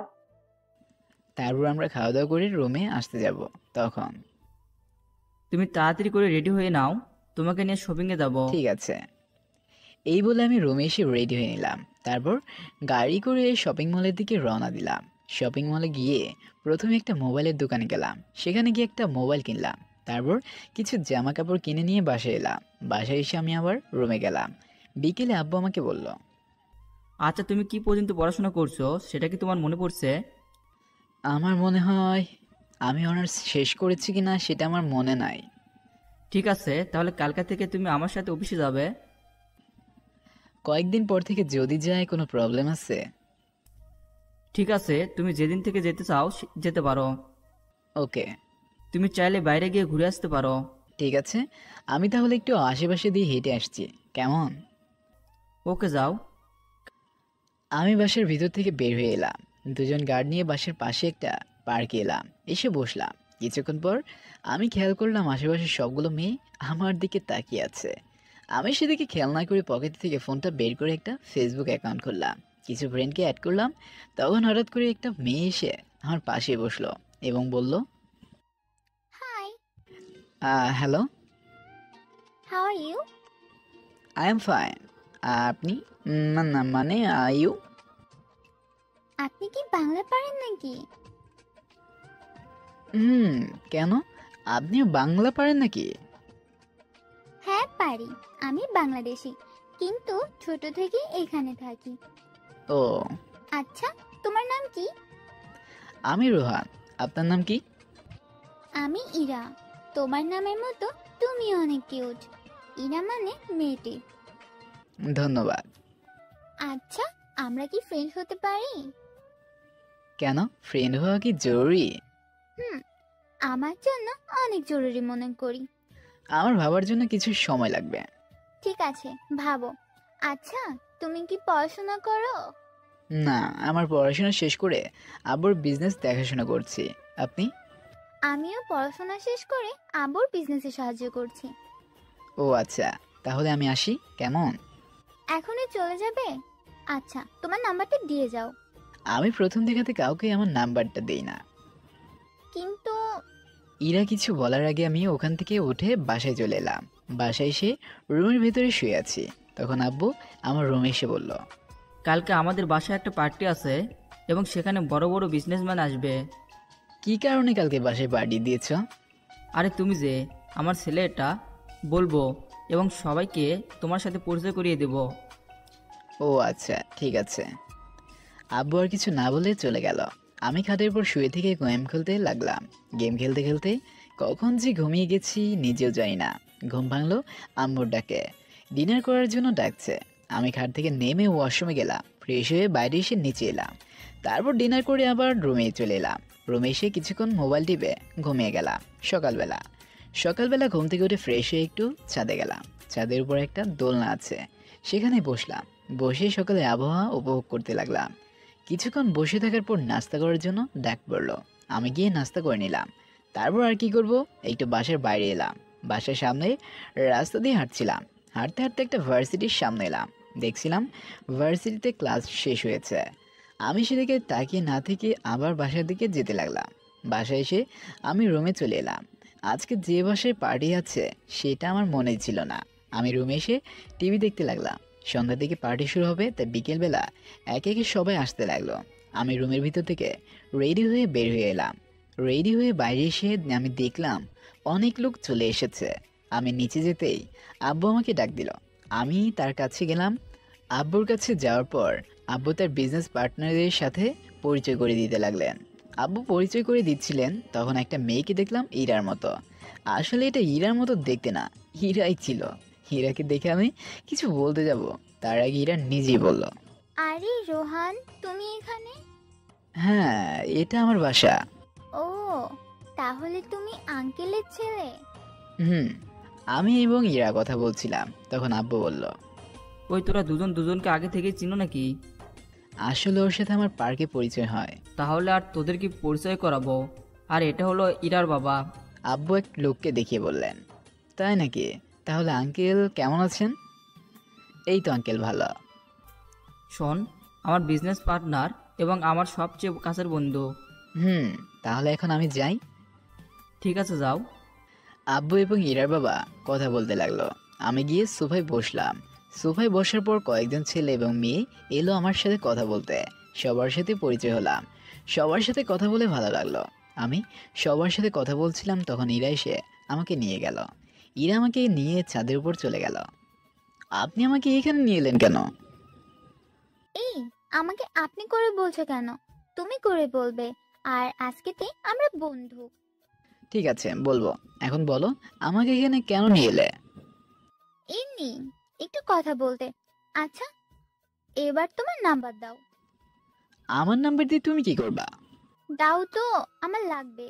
ইরাকে আমার ফোন নাম্বার দিলাম। তারপর আমরা নিচে চলে এলাম। নিচে এসে পার্টিতে অনেক মজা করতে লাগলাম। পার্টি শেষ করে সবাই চলে গেল। আমি আমার রুমে এসে ঘুমিয়ে গেলাম। সকালবেলা ঘুমাচ্ছিলাম, তখন ফোনের রিংটোনে আমার ঘুমটা ভেঙে গেল। আমি ভাবলাম আমাকে কল করার মতো তো তেমন কেউ নেই, তাহলে কে আমাকে কল করেছে? কে কল করেছে সেটা দেখতে আমি ফোনটা হাতে নিলাম। হাতে নিয়ে দেখি অচেনা একটা নাম্বার থেকে কলটা এসেছে। তাই আমি কলটা রিসিভ করলাম না। কলটা কেটে গেল। কিছুক্ষণ পর আবার কল এলো। এবার কলটা রিসিভ করলাম। কলটা রিসিভ করতে ওপাশ থেকে একটা মেইলি কণ্ঠ বলে উঠল, এখনো কি ঘুমিয়ে আছো? কিন্তু আপনি কে? আমি ইরা। আমাকে চিনতে পারছো না? হ্যাঁ, চিনতে পেরেছি। তাহলে এখন কি করছো? এই তো ঘুমাচ্ছি। তুমি কি করো? আমি বসে থেকে তোমার সাথে কথা বলছি। ও আচ্ছা, আজকে তোমাকে নিয়ে একটা জায়গায় যাব। কোথায় নিয়ে যাবে আমাকে? আমার বান্ধবীর আজকে জন্মদিন, তাই সেখানে আজকে তুমি আর আমি যাব। আচ্ছা, কখন যাবে? আমি বিকেলে তোমার বাসায় এসে তোমাকে নিয়ে যাব। ঠিক আছে, এসো, আমি বাসাতে আছি। ওকে, বাই। এই বলে আমি কলটা কেটে দিলাম। কলটা কেটে দিয়ে আমি ওয়াশরুমে গিয়ে ফ্রেশ হয়ে এলাম এবং নাস্তা করে আবার রুমে এলাম। বিকেলবেলা দরজায় কলিং বেলটা বেজে উঠল। আম্মু গিয়ে দরজাটা খুলে দেখে যে ইরা দাঁড়িয়ে আছে। আম্মু ইরাকে দেখে বলে, আরে ইরা, কেমন আছো? বাসার ভেতরে এসো। এই তো আন্টি, ভালো। আপনি কেমন আছেন? এই তো ভালো। কিসের জন্য এসেছো? আপনার ছেলেকে নিয়ে যেতে এসেছি। ওকে কোথাও নিয়ে যাবে? আমার ফ্রেন্ডের বার্থডে পার্টিতে। ঠিক আছে, নিয়ে যাও। ছেলেটা সারাদিন শুধু রুমের ভেতরে পড়ে থাকে। ঠিক আছে আন্টি, আমিও রুমে যাচ্ছি। ঠিক আছে, যাও, আমি তোমার জন্য নাস্তা বানাচ্ছি। না আন্টি, আমি এখন এগুলো খাবো না। চুপ, তুমি যাও, আমি নিয়ে আসছি। ইরা আর কিছু বললো না, চুপচাপ আমার রুমের দিকে আসতে লাগলো। ইরা আমার রুমের দরজাটা খুলে দেখে যে আমি আরামসে ঘুমাচ্ছি। ইরা এসে আমার দিকে তাকিয়ে থাকতে লাগে এবং ভাবতে লাগলো, ঘুমন্ত অবস্থায় ছেলেটাকে কত কিউট লাগে। এমনিতেই প্রথম থেকে অনেক কিউট, এখন তো আরো কিউট। ইরা আমার দিকে কিছুক্ষণ তাকিয়ে থেকে আমাকে ডাকতে লাগলো। কেউ একজন আমাকে ডাকছে বলে মনে হচ্ছে। আমি চোখটা খুলে দেখি ইরা আমাকে ডাকছে। আমি ওকে দেখে অবাক হলাম, তাই আমি উঠে বসলাম। আরে, তুমি এখানে কখন এলে? অনেকক্ষণ আগে এসে দেখি তুমি ঘুমিয়ে আছো, তাই তোমাকে আর ডেকে দেইনি, ইচ্ছা করেনি। তুমি এসে আমাকে আরো আগে ডাক দিতে, আমি উঠে যেতাম। হইছে, এখন কথা না বলে তুমি ফ্রেশ হয়ে এসো, দেরি হয়ে যাচ্ছে। আমি কিছু না বলে উঠে ওয়াশরুমে গিয়ে ফ্রেশ হয়ে বের হয়ে দেখি ইরা একটা লাল প্যান্ট এবং লাল শার্ট নিয়ে দাঁড়িয়ে আছে। আমি বের হতে ইরা জামা কাপড়গুলো এগিয়ে দিয়ে বলল, যাও, তাড়াতাড়ি করে এগুলো পরে এসো। ঠিক আছে, তুমি রুমের বাইরে যাও, আমি রেডি হয়ে আসছি। কেন? আমি থাকলে তোমার সমস্যা নাকি? তুমি যাবে নাকি? ঠিক আছে, যাচ্ছি। ইরা বাইরে চলে গেল। আমি রেডি হয়ে বাইরে এলাম। বাইরে এসে দেখি ইরা আমার দিকে হাঁ করে তাকিয়ে আছে। তখন আমি গিয়ে বললাম, কি হয়েছে, এভাবে তাকিয়ে আছো কেন? সত্যি বলতে তোমাকে এভাবে দেখে ক্র্যাশ খেয়ে ফেলেছি। মজা করে বাদ দিয়ে তাড়াতাড়ি চলো, না হলে দেরি হয়ে যাবে। ঠিক আছে, চলো। তারপর আমরা বাসার ভিতর থেকে বের হয়ে গাড়িতে উঠলাম। তারপর ইরার বান্ধবীদের বাসায় গেলাম।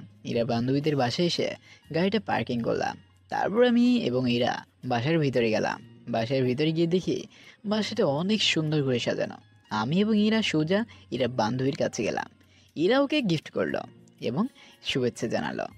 তারপর ইরা ওর বাকি বন্ধুদের সাথে আমার পরিচয়টা করিয়ে দিল। পরিচয় করিয়ে দেওয়ার পর আমি গিয়ে সোফায় বসলাম। তখন ইরা কয়েকটা বান্ধবী এসে আমার সাথে কথা বলতে লাগলো। আমি ওদের সাথে হেসে হেসে কথা বলতে লাগলাম। হঠাৎ করে ইরা এসে ওর সকল বান্ধবীকে চলে যেতে বললো। তারপর আমাকে বলল, তোমাকে যেন কোনো মেয়ের সাথে কথা বলতে না দেখি। কেন, কথা বললে কি সমস্যা? এত বলতে পারবো না। তোমাকে কথা বলতে না করেন তুমি কোনো মেয়ের সাথে কথা বলবা না, ব্যাস। কথাটা মনে থাকে যেন, কথা বলতে যেন না দেখি। এই কথা বলে ইরা আমার পাশে বসলো। অনেক মেয়ে আমার সাথে কথা বলতে আসতে চাইছে, কিন্তু ইরা তাদেরকে আমার সাথে কথা বলতে দিচ্ছে না। আমিও বোকার মতো বসে বসে শুধু ভাবতেছি কি কারণে ইরা আমার সাথে এরকম করতেছে। কিছুক্ষণ পর পার্টি শেষ হলো। আমিও এবং ইরা বাসার দিকে রওনা দিলাম। ইরা আমাকে আমার বাসার সামনে গাড়ি দিয়ে নামালো।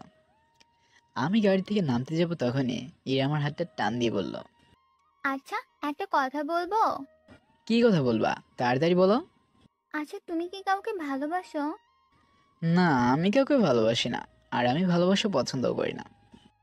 আমি জানতাম তুমি এটাই বলবে, তাই আজকে তোমার জন্য একটা গিফট নিয়ে এসেছি।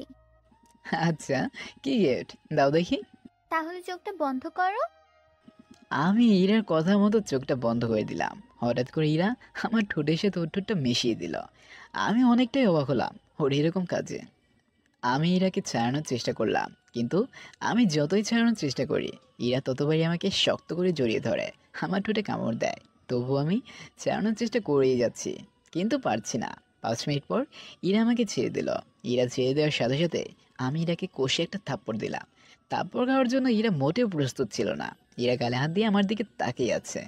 তখন আমি বললাম, তুমি আমাকে কিস করলে কেন? আজ থেকে আমাকে আর কল করবে না। প্লিজ আমার কথাটা শোনো। আমি ইরার কিছু না শুনে গাড়ির ভিতর থেকে নেমে বাসার ভিতরে এলাম। বাসার ভিতরে এসে আমার রুমে এসে ফ্রেশ হয়ে বারান্দায় এসে দেখি ইরা চলে গেছে। তখন মনে মনে ভাবলাম, না, ইরাকে থাপ্পড় মারাটা ঠিক হয়নি। আসলে আমি প্রথম দিনেই বুঝতে পারছিলাম যে ইরা আমাকে ভালোবেসে ফেলেছে, তাই আজকে আমাকে একটা কিসও করেছে। তার জন্য কিনা থাপ্পড় মারলাম? না, এটা ঠিক হয়নি। পরে ওর সাথে দেখা হলে ক্ষমা চেয়ে নেব। এসব ভাবতে ভাবতে ডিনার করার টাইমে হয়ে গেল। আমি ডিনার করতে গেলাম। ডিনার করছিলাম তখনই আব্বুকে বললাম, কালকে থেকে আমি অফিসে যাব। কাল থেকে কেন? আরো কয়েকদিন পর থেকে যাও। না, এভাবে তো অনেক বসে থাকলাম, আর কত থাকবো? তাছাড়া বাসে বসে থেকে কি করব? ও আচ্ছা, ঠিক আছে, তাহলে রেডি হয়ে থাকো, কালকে তোমাকে অফিসে নিয়ে যাবো। ওকে। তারপর আর কোনো কথা হলো না। খাবারটা শেষ করে আমি রুমে এসে ঘুমিয়ে গেলাম। আজকে রাতে ইরা কোনো কল করলো না। হয়তো থাপ্পড় দেওয়ার কারণে আমার উপর রাগ করে আছে। আমি ফোন দিলাম, কিন্তু ফোনটা ধরলো না। তাই একটু ফেসবুক চালিয়ে ঘুমিয়ে গেলাম। সকালবেলা ঘুম থেকে উঠে এক প্রকার চমকে গেলাম, কারণ ইরা আমার সামনে বসে আছে। আমি ইরাকে দেখে অনেকটাই অবাক হলাম। এত সকালে ও এখানে কি করছে? ইরা কেন এসেছে এটা জানার জন্য আমি বললাম, তুমি এখানে কখন এসেছো? 1 ঘন্টা আগে। আর আমি সরি। সরি কেন বলছো? কালকে রাতে আমি তোমার কলটা রিসিভ করিনি, তাই। আসলে আমিও সরি। কালকে তোমাকে আমি ওভাবে থাপ্পড় মারতে চাইনি। তুমি হঠাৎ করে আমাকে কিস করেছিলে, তাই আমি একটু চমকে গিয়েছিলাম। আচ্ছা, এখন ওঠো, তাড়াতাড়ি ফ্রেশ হও। আজকে তো তোমাকে আবার অফিসে যেতে হবে। আমি অফিসে যাব, এটা তোমাকে কে বললো? আঙ্কেল আমাকে বলেছে। ও আচ্ছা, তুমি তাহলে বসো, আমি গিয়ে ফ্রেশ হয়ে আসি। ঠিক আছে, যাও। ইরা খাটের উপর বসলো, আমি বিছানা থেকে নেমে ওয়াশরুমের দিকে গেলাম। ওয়াশরুম থেকে ফ্রেশ হয়ে বের হয়ে দেখি ইরা রুমের ভিতরে নেই, আর খাটের উপর একটা প্যান্ট এবং শার্টটা পরে আছে। বুঝলাম ইরা আমার জন্য এটা রেখে গেছে, যেন এটা পরে আমি অফিসে যাই। আমি জামা কাপড় পরে রেডি হয়ে নিচে এলাম। নিচে এসে দেখি ইরা এখানেও নেই। তাই আমি আম্মুকে বললাম, ইরা চলে গেছে নাকি এখান থেকে? ইরা বাসায় চলে গেছে। আমি নাস্তা করতে বললাম, কিন্তু না করেই চলে গেল। ও আচ্ছা, আব্বু কোথায় গিয়েছে? তোর আব্বু অফিসে চলে গিয়েছে, তুই আর দেরি করিস না। টেবিলে বস, আমি নাস্তা নিয়ে আসছি। আমি গিয়ে টেবিলে বসলাম। আম্মু আমাকে নাস্তা দিল। আমি নাস্তাটা খেয়ে অফিসের দিকে গেলাম। অফিসে এসে আমি আব্বুর কেবিনে গেলাম। গিয়ে দেখি আব্বু বসে বসে কাজ করছে। আমাকে দেখে আব্বু বলল, আরে তুমি এসে গেছো, তুমি সবাই বসো, একটু পর তোমাকে সবার সাথে পরিচয় করিয়ে দেব। ঠিক আছে। এই বলে আমি সোফায় বসলাম। কিছুক্ষণ পর আব্বু আমাকে নিয়ে হল রুমে গেল।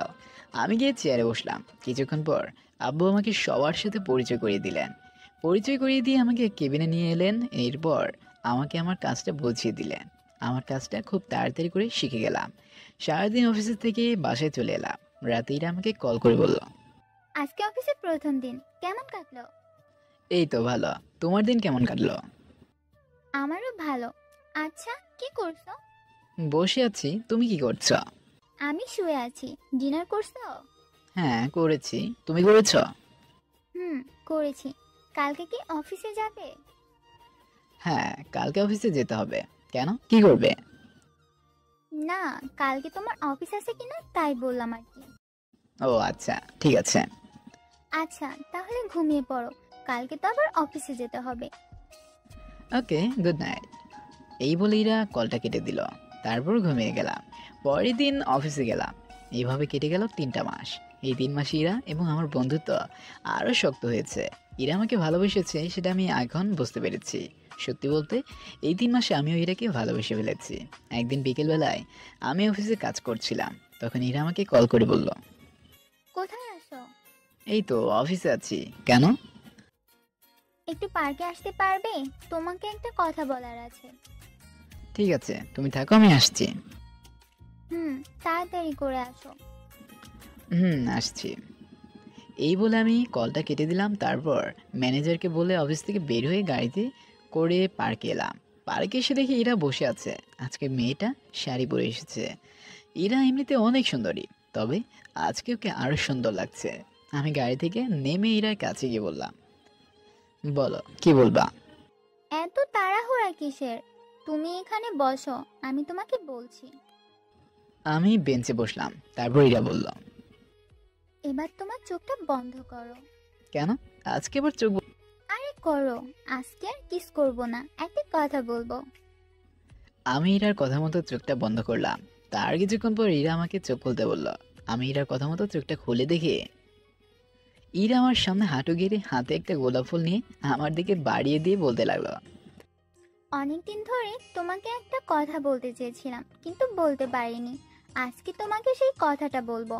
সেটা হলো, যেদিন প্রথম তোমাকে এই পার্কে দেখেছিলাম, সেদিন তোমাকে আমার পছন্দ হয়ে যায়।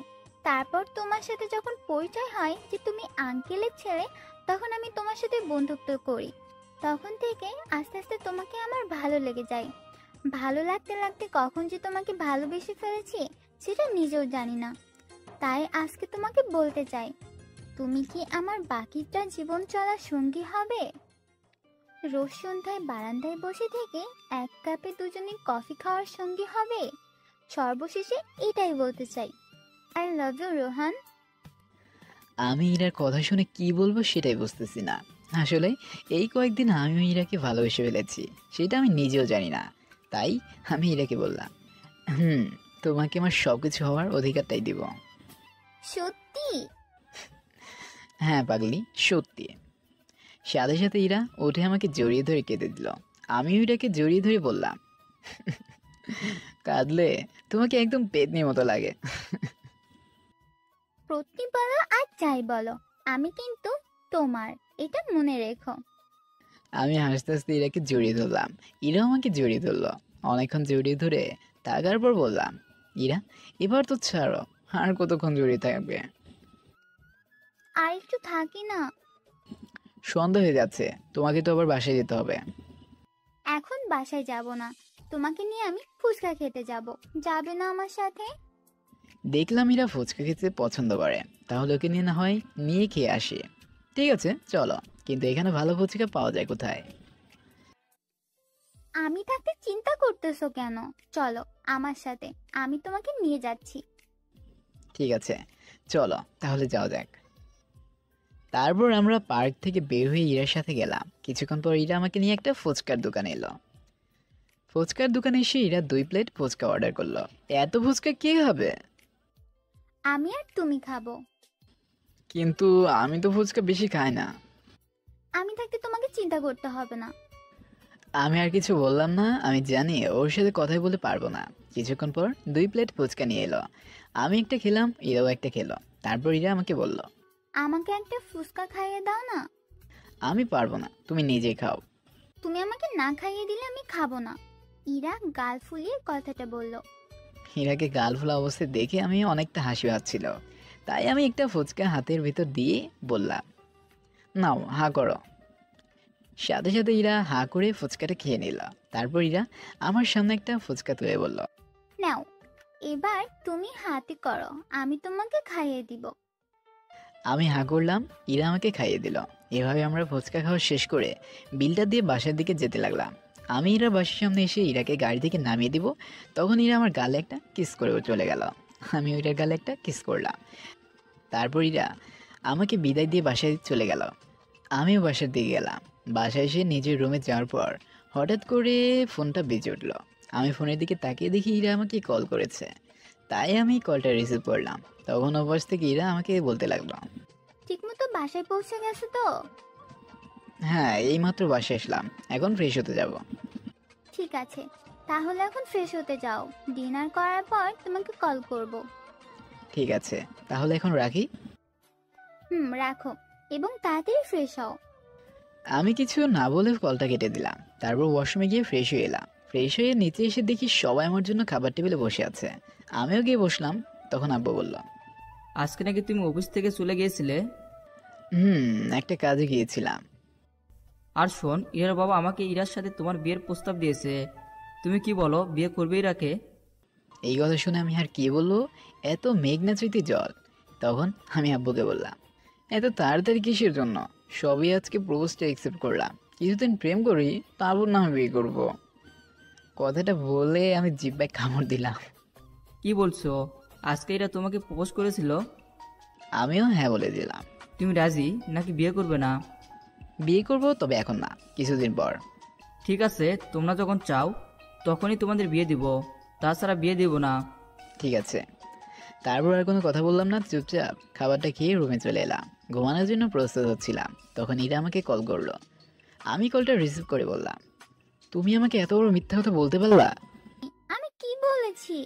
কি বলেছো মানে? কালকে আমাদের বাসায় এসে না হয় শুনে যেও। এই বলে আমি কলটা কেটে দিলাম। তারপর ঘুমিয়ে গেলাম। সকালবেলা ঘুমটা ভাঙলো কারো ডাকে।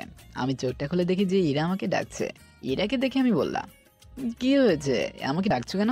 আমি সত্যি করে বলছি, আমি তোমাকে কোনো মিথ্যা কথা বলিনি। আরে, তুমি কখন আমাকে মিথ্যে বললা? আমি তো কালকে রাতে এমনি মজা করছিলাম। মিথ্যা বলার জায়গায় তুমি আমাকে একটা ভালো খবর দিয়েছ। কি ভালো খবর? এই যে তোমার বাবা এবং আমার বাবা আমাদের বিয়ের কথা বলে রেখেছে। সত্যি নাকি? আমি তো এই ব্যাপারে কিছুই জানি না। আমি কালকে কথাটা জানলাম। তোমাকে কিভাবে বলবো বলো? তাহলে কালকে রাতে আমার সাথে ওরকম করেছিলে কেন? আমি তো কালকে এমনি মজা করে বলেছিলাম। এইটা শোনার পর ইরা কোনো কথা না বলে আমার উপর উঠে আমাকে মারতে লাগলো। এই কি মার! আমাকে চর থাপ্পড় ঘুষি, চুল টানাটানি, কান টানা, আরো কত কি। আমি ব্যথায় চিৎকার করছি এবং বলছি, আমাকে মারছো কেন? ব্যথা পাচ্ছি তো। ব্যথা পাইলে আমি আদর করব, সেটা নিয়ে তোমাকে ভাবতে হবে না। আমি কিছু না বলে ইরাকে শক্ত করে আমার বুকের ভিতর চেপে ধরলাম। তাতে ইরা কিছুটা শান্ত হলো। তখন আমি বললাম, আমাকে তোমার জিনিস পাওনি যে আমাকে মারবে? আমার জিনিস আমি মারতে পারি, তাতে তোমার কি সমস্যা? আচ্ছা, আমাকে তো মারলে কেন? তুমি আমাকে কালকে রাতে কাঁদিয়েছো, তাই আমি তোমাকে মেরেছি। তুমি কালকে রাতে কেঁদেছ? তোমার জন্য কেঁদেছি। ঠিক আছে, সরি। আমার জন্য আর তোমাকে কাঁদতে হবে না। তাহলে চলো আমরা বিয়েটা করে ফেলি। এখন না, 3 বছর পর করব। কেন?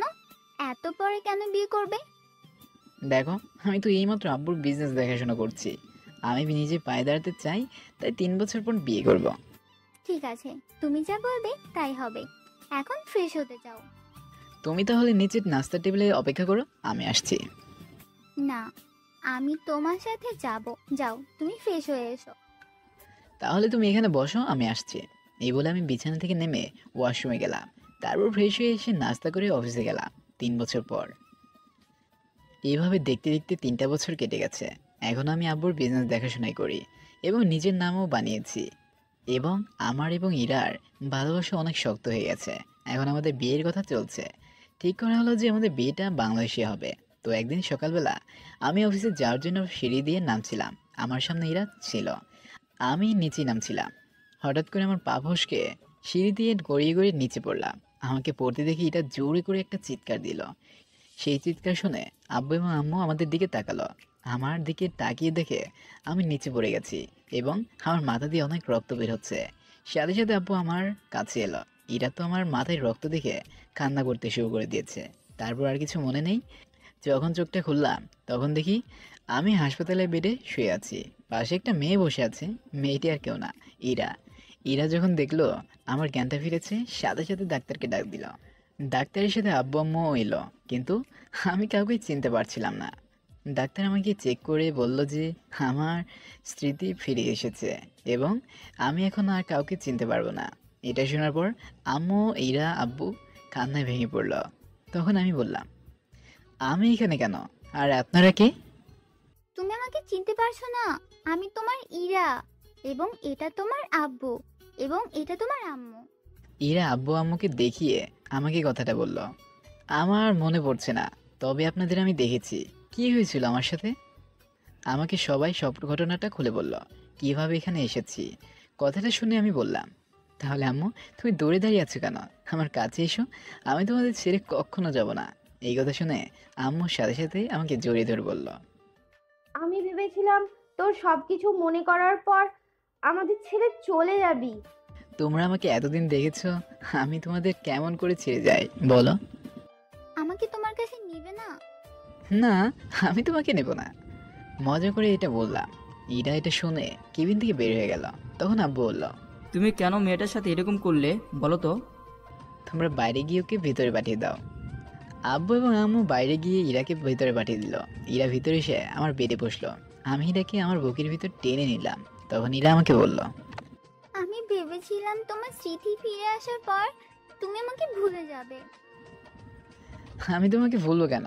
আমি তোমাকে যদি ভালোবেসেই থাকি তাহলে তোমাকে ছেড়ে যাব না। এবার আর কোনো কথা না, খুব তাড়াতাড়ি করে তোমাকে বিয়ে করে নিব। হ্যাঁ, আমিও তোমাকে বিয়ে করে নিব। তুমি তো আর আমাকে মায়ের মতো আমাকে ঠকাবে না। এই মাথাটা আবার কয়ের সাথে তোমার কি হয়েছে? তাহলে শোনো, মায়া এবং আমার ঘটনাটা খুলে বললাম। আজকে থেকে ওকে ভুলে যাও এবং আমাকে নিয়ে থাকো। কথা দিচ্ছি আমি তোমাকে কখনো ছেড়ে যাব না। আমার জানা আছে তুমি আমাকে কেমন ভালোবাসো। তোমাকে আজকে বাসায় নিয়ে যাব। তাড়াতাড়ি করে আমাকে নিয়ে চলো, আমার এখানে ভালো লাগছে না। এই তো বাবু, আমি ডাক্তারের সাথে কথা বলে আসছি, তোমাকে এখন নিয়ে যেতে পারবো কিনা। আচ্ছা, আমি এখানে আছি। কয়দিন হয়েছে? তুমি এখানে আসো আজ 3 দিন। কি? আমি 3 দিন ধরে এখানে আছি? তখনই। এখন বিশ্রাম নাও, আমি ডাক্তারের সাথে কথা বলে আসি। এই বলে ইরা ডাক্তারের কাছে চলে গেল এবং আম্মু কেবিনে প্রবেশ করলো। আম্মু আমার কাছে এসে বলল, এখন কেমন লাগছে বাবা তোর? এই তো ভালো। আচ্ছা শোন, ইরা কিন্তু 3 দিন ধরে কিচ্ছু খায়নি, সারাক্ষণ তোর জন্য কান্না করেছে আর নামাজ পড়েছে। বুঝলাম। তুমি তাহলে একটু খাবার রেখে যাও, আমি ইরাকে খাইয়ে দিব। আমি তোর জন্য আগে থেকেই খাবার এনে রেখেছি, তোরা খেয়ে নিস। এই বলে আম্মু চলে গেল। তখন ইরা আবার কেবিনে প্রবেশ করলো, আমার পাশে বসলো, বসে বলতে লাগলো, ডাক্তারকে পেলাম না, তিনি নাকি কোথায় গেছেন। ভালো। আচ্ছা, আম্মু বললো তুমি নাকি তোমার অবস্থা খারাপ ছিল দেখে কান্না করেছি, তাই আর খাওয়া হয়নি। এখন তাহলে খাবার নিয়ে এসো, আমি এবং তুমি খাবো। ঠিক আছে, তুমি বসে থাকো, আমি নিয়ে আসছি। ইরা বেড থেকে উঠে খাবার নিয়ে এসে আমার পাশে বসে পড়লো এবং আমাকে খাইয়ে দিতে লাগলো। ইরা শুধু আমাকেই খাইয়ে যাচ্ছে, নিজে কিচ্ছু খাচ্ছে না। তাই আমি বললাম, তুমি খাচ্ছ না কেন? তুমি খাও আগে। না, আগে তোমাকে খাইয়ে দিই, তারপর আমি খাবো। না, আমার সাথে থেকেই খাও, না হলে আমি খাবো না। তোমাকে কালকে সকালে বাসায় যেতে দিবে, তার আগে না। আঙ্কেল, আপনাকে কোনো কিছু চিন্তা করতে হবে না, আমি থাকবো ওর কাছে। ঠিক আছে, তাহলে থাকো, আমরা বাসায় চলে যাব, কেমন? ঠিক আছে, যাও তাহলে। আব্বু এবং আম্মু চলে গেল, ইরা আমার কাছেই থেকে গেল। রাতে ইরা বলল, ঘুম ঘুম পাচ্ছে, তাহলে আমি ঘুমিয়ে যাই। ঠিক আছে, ঘুমিয়ে পড়ো, আমিও ঘুমাবো, তুমি আরেকটা বেডে ঘুমাও। ইরা আমার কথা মতো অন্য বেডে গিয়ে ঘুমিয়ে পড়লো, আমিও ঘুমিয়ে গেলাম। মাঝরাতে কিছু একটা সুরসুরিতে আমার ঘুমটা ভেঙে গেল। আমি চোখ খুলে দেখি ইরা আমাকে জড়িয়ে ধরে শুয়ে আছে। আমি তো ইরাকে ওই বেডে ঘুমাতে বললাম, কিন্তু ইরা আমার বেডে কিভাবে এলো? আমি ইরার দিকে তাকালাম, দেখলাম একদম বাচ্চা মেয়েদের মতো ঘুমিয়ে আছে। এটা দেখে ওর ঘুমটা আর ভাঙাতে ইচ্ছে করলো না, তাই আমিও ইরাকে জড়িয়ে ধরে ঘুমিয়ে গেলাম। সকালবেলা ঘুম ভাঙলো, চোখটা খুলে দেখি ইরা এখন আমাকে জড়িয়ে ধরে ঘুমিয়ে আছে। অনেক বেলা হয়ে গেছে, তাই আমি ইরাকে ডাকতে লাগলাম, কিন্তু ইরা কিছুই বললো না, উল্টে আমাকে শক্ত করে জড়িয়ে ধরলো। তখন আমি বললাম, আই বেদনি, আমাকে এখন ছাড়ো। এটা শোনার পর ইরা লাফিয়ে উঠে বলল, এই, আমাকে কি বললে? কই, আমি তো কিছু বলিনি। মিথ্যা বলবে না, আমাকে পেতনি বললে কেন? আমি পেতনি? ওটা তুমি উঠছিলে না দেখে তাই তোমাকে বলেছি। একটু ভালোবেসে রোমান্টিক ভাবে ডাকলেই আমি উঠতাম। তার মানে তুমি তখন জেগেছিলা? হুম, আমি দেখতে চেয়েছিলাম তুমি আমার সাথে কি করো। তারপর তুমি কি দেখলে? আমি কি করলাম? তুমি কিছুই করোনি। হুম। যাও, এখন গিয়ে ফ্রেশ হয়ে আসো। আমি উঠে গিয়ে ফ্রেশ হয়ে এলাম। ফ্রেশ হয়ে এসে আবার বেডে বসলাম। দেখলাম এরা নাস্তা নিয়ে এলো, এসে আমাকে খাইয়ে দিল। নাস্তা করতে করতে আব্বু এবং আম্মু এলো। তারপর আমাকে বাসায় নিয়ে আসা হলো। বাসায় আনার পরও ইরা আমার সাথে আছে। ইরা নাকি আমার যত্নই নেবে। এইভাবে কেটে গেল 2টা মাস। এই 2 মাসে আমি পুরোপুরি সুস্থ হয়ে গেছি। আমার সহজ যত্ন নিয়েছে ইরা এই 2 মাসে। ইরা আমার সাথেই ছিল। আমাদের বিয়ের দিন ঠিক করা হয়েছে। আগামী 13 তারিখে বিয়েটা বাংলাদেশে হবে, ইরার মামার বাসায়। সবাই বাংলাদেশে চলে গেছে, শুধুমাত্র আমি আছি। আজকে রাতে আমি বাংলাদেশের উদ্দেশ্যে রওনা দিলাম। দীর্ঘ 4 বছর পরে আমার বাংলাদেশে যাব। আমার আগে আব্বু আম্মু, ইরা, ইরার বাবা মা সবাই চলে এসেছে। কিছুক্ষণ পর প্লেনটা উঠতে লাগলো। বিমানে ফিরে আসি। বিদেশ থেকে ফেরার পর আমি ট্রেনে করে ইরার মামার বাসায় যাচ্ছি এবং এতক্ষণে আমার ঘটনাগুলো আমার বেস্ট ফ্রেন্ড পিয়াসকে বলছিলাম। পিয়াসের সাথে আমার ফেসবুকে পরিচয় হয়। সেখানে থেকে এত দূরে আমার ঘটনাগুলো শুনে পিয়াস বলল, তাহলে তুই এখন বিয়ে করতে যাচ্ছিস? তোকে আসতে হবে কিন্তু। দেখবো, কিন্তু তোর কি মায়ের জন্য কষ্ট হয় না? না, কারণ সে এখন কারো স্ত্রী। সে অন্য কাউকে বিয়ে করে সুখে থাকতে পারলে আমি পারবো না কেন? তোর কথা শুনে ভালো লাগলো। আচ্ছা থাক, আমি এখন নামবো, আমার স্টেশন এসে গেছে। ঠিক আছে, যা, ফোনে কথা বলবো। আমি আর কিছু না বলে ট্রেন থেকে নামলাম, কারণ আমার যেখানে নামবো সেখানে এসে গেছি। ট্রেন থেকে নামতে ইরা এসে আমাকে জড়িয়ে ধরলো, আমি ইরাকে জড়িয়ে ধরলাম। তোমার আসতে কোনো অসুবিধা হয়নি তো? না। তুমি এখানে কার সাথে এসেছো? আমি এবং আমার মামাতো বোন এসেছি। ও আচ্ছা, চলো এখন বাসায় যাও। দাঁড়াও, তার আগে তোমাকে আমার বোনের সাথে পরিচয় করে দিই।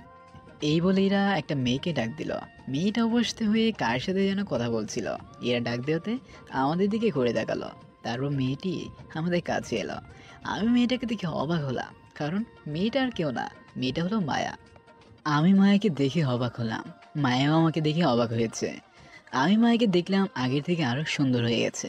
হঠাৎ করে এরা আমাদের বলল, ও হচ্ছে মায়া, আমার মামাতো বোন এবং বেস্টু। ইরা মায়াকে দেখিয়ে বলল, হ্যালো, কেমন আছেন আপনি? আমি মায়াকে বললাম, ভালো, আপনি কেমন আছেন? এবং চলো বাসায় যাই। হ্যাঁ, বাসায় চলো, অনেকটা রাস্তায় এসেছো। আমি কিছু বললাম না, চুপচাপ ইরার সাথে গাড়ি কাছে এলাম। তারপর গাড়িতে উঠলাম। ইরা এবং আমি পিছনে বসেছি আর মায়া ড্রাইভিং সিটে বসেছে। মায়া গাড়ি চালাতে লাগলো। কিছুক্ষণ পর আমরা মায়েদের বাসায় চলে এলাম। বাসায় এসে গাড়ি থেকে নামলাম। গাড়ি থেকে নেমে আমি বাসাটার দিকে তাকালাম। বাসাটা আজকে অনেক সুন্দর করে সাজানো। আমি বাসাটা দেখেছিলাম, তখন ইরা আমাকে বলল, বাইরে দাঁড়িয়ে থাকবে নাকি ভেতরে যাবে? বাইরে থেকে কি করব, চলো ভিতরে যাই। তারপর আমরা 3 জন ভিতরে এলাম।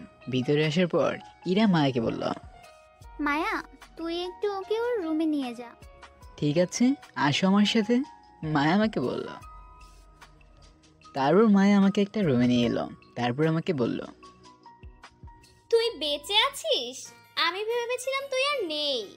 মায়া আমাকে জড়িয়ে ধরে বলল, কেন, আমি মারা গেলে আপনি বোধহয় ভালো থাকতেন, তাই না? তুই কি বলছিস? তোকে আজ 4 বছর ধরে খুঁজে চলেছি। তুই প্লিজ এই বিয়েটা করিস না। আমি তোকে ছাড়া বাঁচবো না। আমাকে ছেড়ে বাঁচবেন না? তাহলে আপনার স্বামীর কি হবে? কি বলছিস? আমি বিয়ে করলাম কবে যে আমার স্বামী থাকবে? থাক, আমাকে আর বলতে হবে না। আমি জানি আপনি কেমন। এখন প্লিজ আমাকে একা থাকতে দিন। মায়া আর কিছু না বলে কাঁদতে কাঁদতে রুম থেকে বের হয়ে গেল। মায়ের রুম থেকে বের হওয়ার সময় ইরা দেখে ফেলে। তখন ইরাও মায়ের পিছন পিছন রুমে যায় এবং দেখে মায়া বালিশে মুখটা গুজে কান্না করছে। ইরা মায়ের রুমের ভিতর প্রবেশ করতেই ওর চোখটা কপালে উঠে যায়, কারণ মায়ের রুমের দেয়াল জুড়ে শুধু সাজ্জাদ আর মানে আমার ছবি এবং মায়ের ছবি। ইরা এর আগে কখনো মায়ের রুমে আসেনি, তাই খেয়ালও করেনি। তাই ইরা মায়াকে বলল, মায়া, ওই ছেলেটাকে দেখতে তো একদমই সাজ্জাদের মতো দেখতে। মায়া ইরার হঠাৎ করে কণ্ঠটা শুনে ইরাকে জড়িয়ে ধরে আমি সবকিছু হারিয়ে ফেললাম রে। যাকে ভালোবাসি সে অন্য কারো হতে যাচ্ছে। মানে কার কথা বলছিস তুই? আমাকে খুলে বল। বললে বল, তুই ওর উপর রাগ করবি না? করব না, বল কি সে? সে আর কেউ না, তোর সাজ্জাদ। হ্যাঁ, তোর সাজ্জাদ আমার সেই হারিয়ে যাওয়া ভালোবাসা, যাকে আমি 4 বছর ধরে খুঁজে চলেছি। কিন্তু আজ যখন পেলাম তখনও তোর হতে চলেছে। ইরা এটা শুনে কি বলবে কিছু বুঝছে না। কিছুক্ষণ চুপ থাকার পর বলল, আমার কাছে একটা প্ল্যান আছে। তুই যদি রাজি থাকিস তাহলে বলে আমি বলতে পারি। কি প্ল্যান বল? তাহলে শোন, দেখ, তুইও সাজ্জাদকে অনেক ভালোবাসিস, আমিও সাজ্জাদকে অনেক ভালোবাসি। তুইও ওকে ছাড়তে পারবি না, আমিও ওকে ছাড়তে পারবো না। তাহলে চল আমরা দুজনেই ওকে বিয়ে করে ফেলি। ইরার কথা শুনে মায়া ইরাকে জড়িয়ে ধরে বলল, তুই ঠিক বলেছিস। আমি এবং তুই ওকে বিয়ে করব, দুজনে সতীন হয়ে থাকবো। কিন্তু সাজ্জাদ কি রাজি হবে? আর ও জানে যে তোর বিয়ে হয়ে গেছে। এর জন্য আমার কাছে একটা বুদ্ধি আছে। কি? আমার? মায়া ইরাকে ওর বুদ্ধিটা বলল। তারপর মায়া আবার বলল, এটা বাসার সবাইকে বলবি, কিন্তু সাজ্জাদকে বলবি না, কেমন? তাহলে চল আমরা গিয়ে সবাইকে এই কথা বলি। ওরা কথাটা সবাইকে বলে দিল। ওদের এই কথায় ওরা সবাই রাজি, কিন্তু কি কথা হলো এসব আমি জানি না। এভাবে দেখতে দেখতে বিয়ের দিন চলে এলো। আজকে আমার এবং ইরার বিয়ে। সন্ধ্যাবেলা আমি রুমে রেডি হচ্ছিলাম, তখন কেউ একজন আমার রুমে এলো। আমি পিছনে তাকিয়ে দেখি মায়া। তাই আমি মায়াকে বললাম, আপনি এখানে কেন এসেছেন? তোমাকে বলতে এসেছি, প্লিজ তুমি এই বিয়েটা করো না। সেটা হবে না। আপনার জন্য আমি অন্য একটা নির্দোষ মেয়েকে কষ্ট দিতে পারবো না। এখন আপনি যান, আমি আসছি। এই বলে আমি রুম থেকে বের হয়ে গেলাম। বিয়ের হলে গিয়ে আমি অবাক হয়ে গেলাম, কারণ বিয়েতে একটা মেয়ের জায়গায় দুজন বসে আছে। আমি তো ভাবছি এখানে দুজন কিভাবে এলো, এখানে তো একজন থাকার কথা। হঠাৎ করে আব্বু আমাকে টেনে নিয়ে গিয়ে দুজনের মাঝখানে চেয়ারে বসিয়ে দিল। পাশে দেখলাম আম্মু দাঁড়িয়ে আছে। তখন আমি আম্মুকে ডাক দিয়ে বললাম, আচ্ছা আম্মু, এখানে আজকে কার কার বিয়ে? কেন, তুই জানিস না আজকে তো তোর বিয়ে? কিন্তু দুজন বউ সেজে বসে আছে কেন? এই দুজনেই তোকে অনেক ভালোবাসে, তাই আমরা ঠিক করেছি এই দুজনের সাথেই তোর বিয়ে দেব। আম্মু, আমি এই দুজনকে বিয়ে করব না, আমি শুধু ইরাকে বিয়ে করব। চুপচাপ বসে থাক, যা হচ্ছে হতে দে। চুপচাপ বিয়েটা করে ফেল। আমি আম্মুকে ডাকলেও আমার কথা শুনলো না। নিজেকে কেমন যেন বলির বাকরা মনে হচ্ছে। কাজে এসে বিয়ে পড়িয়ে দিয়ে চলে গেল। আমি তো শুধু মনে মনে ভাবছি, কাকে বিয়ে করলাম? রাত 12টা বাজে। এখন আমি ছাদের উপর দাঁড়িয়ে আছি। হঠাৎ করে কেউ একজন পিছে থেকে বলে উঠল, কি রে, তুই এখনো এখানে দাঁড়িয়ে আছিস কেন? তাড়াতাড়ি করে রুমে যা। আমি পিছনে তাকিয়ে দেখি জয় দাঁড়িয়ে বলল। তখন আমি বললাম, কিভাবে যাব বল? দুজনকে বিয়ে করেছি, জানি না কাকে। এত ভয় না পেয়ে ভিতরে যা, দেখতে পারবি। আমি রুমের ভিতর আসতে চাইলাম না, কিন্তু জয় আমাকে জোর করে ঢুকিয়ে দিল। আমি ভিতরে ঢুকে অবাক হয়ে গেলাম, কারণ খাটের উপরে ইরা এবং মায়া বসে বসে কথা বলছে। আমাকে ভিতরে ঢুকতে দেখে দুজন খাট থেকে নেমে এলো, এসে আমাকে সালাম করলো। আমি অবাক হলাম। তার মানে আমি ইরা এবং মায়াকে বিয়ে করেছি। দুই পেতনিকে আমি বিয়ে করেছি। আল্লাহ, আমার জীবন শেষ হয়ে যাবে। এসব ভাবছি। তখন ইরা বলল, এই তুমি দাঁড়িয়ে দাঁড়িয়ে কি ভাবছো? ভাবছি আমি কাকে বিয়ে করেছি। কাকে মানে? তুমি দুজনকেই বিয়ে করেছো? কিন্তু আমি মাকে মেনে নেব না। তুই যদি মাকে না মেনে নিস তাহলে আমার কাছে তোকে আসতে দেব না। এই ইরা, তুমি এগুলো কি বলা? হ্যাঁ, আমি তোমাকে ভালোবাসি, তুমি জানো না? মায়াও তোমাকে কম ভালোবাসে না। আমি তোমাকে যেমন ভালোবাসি মায়াও ঠিক তেমনই তোমাকে ভালোবাসে। যদি মেনে না নাও তাহলে মায়ার কাছে আগে ক্ষমা চাও, তারপর আমার কাছে আসবে। কিন্তু ওর তো বিয়ে হয়ে গেছে। ওর বিয়ে হয়নি। সেদিন ও তোমাকে বিয়ে করবে বলে ওই নাটকটা করেছিল, কিন্তু সেদিন তোমার অ্যাক্সিডেন্ট হয়েছিল, তাই আর তোমাকে বিয়ে করতে পারেনি। আমি কি বলবো? ইরা যা বলবে তাই করতে হবে। অবশ্য আমারও মায়ের জন্য একটু একটু চিন্তায় হচ্ছে, তাই আমি বললাম, ঠিক আছে যাও, আমি তোমাদের দুজনকে মেনে নিলাম। সত্যি তুমি আমাকে মেনে নিয়েছো? আমি তোমাকে মেনে নিয়েছি। হয়েছে, এখন তাহলে খাটের উপর আসো, কথা আছে। আমি গিয়ে খাটের উপরে বসলাম। তখন ইরা বলতে লাগলো, আমাদের কয়েকটা আবদার আছে, এগুলো তোমাকে পূর্ণ করতে হবে। আমি অনেক ভেবেই বললাম, কি যে আবদার করে ওরাই জানে। ঠিক আছে, বলো কি আবদার। তাহলে শোনো, প্রথম আবদার, প্রতি সপ্তাহে আমাদের দুজনকে নিয়ে বাইরে ঘুরতে যেতে হবে। আমরা রাগ করলে তোমার রাগ ভাঙাতে হবে। প্রতিদিন বাসায় আসার সময় আমাদের জন্য কিছু না কিছু আনতে হবে। আমরা ভুল করলেও তুমি আগে ক্ষমা চেয়ে নিবে। এগুলো আমাদের আবদার। আচ্ছা, আমি এগুলো মেনে চলবো, তবে আমার কিছু শর্ত আছে। ঠিক আছে, বলো কি শর্ত? তোমাদের ভিতরে ঝগড়া হলে সেটা তোমরাই মিটিয়ে নিবে। ঝগড়া নিয়ে আমার কাছে আসবে না, আমাকে বেশি জোর করবা না, আমাকে অনেক বেশি ভালোবাসবা, আর অন্য কোনো ছেলের সাথে কথা বলবা না, আমার কথা বাইরে চলবে না, আব্বু আম্মুর খেয়াল রাখবা, আমাকে কখনো কষ্ট দিবে না। সর্বশেষ এইটা বলো যে এখন বাসর কিভাবে করবে। এই কথা শুনে ইরা এবং মায়া আমার দিকে তাকালো। তারপর ইরা মায়াকে বলল। ইরার কথা শুনে মায়া আমাকে ধরলো, তারপর বাকিটা না বললাম। সকালবেলা ঘুম ভাঙলো, চোখটা খুলে দেখি দুজনে দুইভাবে আমাকে জড়িয়ে ধরে আছে। মায়া আমার বুকের উপর শুয়ে আছে এবং ইরা আমাকে জড়িয়ে ধরে আছে। আমার নিজেকে কেমন যেন এলিয়েন মনে হচ্ছে, একসাথে দুইটা বউ। তখন কেউ দরজা নক করলো। দরজার শব্দ শুনে ওদের ঘুমটা ভেঙে গেল। ওরা উঠে গিয়ে দরজা খুলে দেখে মায়া এবং ইরার কাজিনরা দাঁড়িয়ে আছে। ওরা ওদের সাথে চলে গেল। আমি ওদের থেকে বাঁচলাম। আমি উঠে বারান্দার দিকে গেলাম, গিয়ে একটা সিগারেট ধরালাম। তখনই আমার দুই বউ এলো। আমাকে সিগারেট খেতে দেখে ইরা বলল, আজকে থেকেই। দাঁড়াও, বের করছি তোমার সিগারেট খাওয়া। ইরা, ওকে ধর, আজকে ওকে শিক্ষা দেব। ওরা আবার আমাকে ধরতে আসছে। আমি তাড়াতাড়ি করে ওয়াশরুমে গিয়ে দরজা লাগিয়ে দিলাম। এভাবে সারা জীবন থাকতে হবে এটা ভাবতেই কেমন যেন লাগছে। তবুও দোয়া করবেন যেন ভালো থাকতে পারি।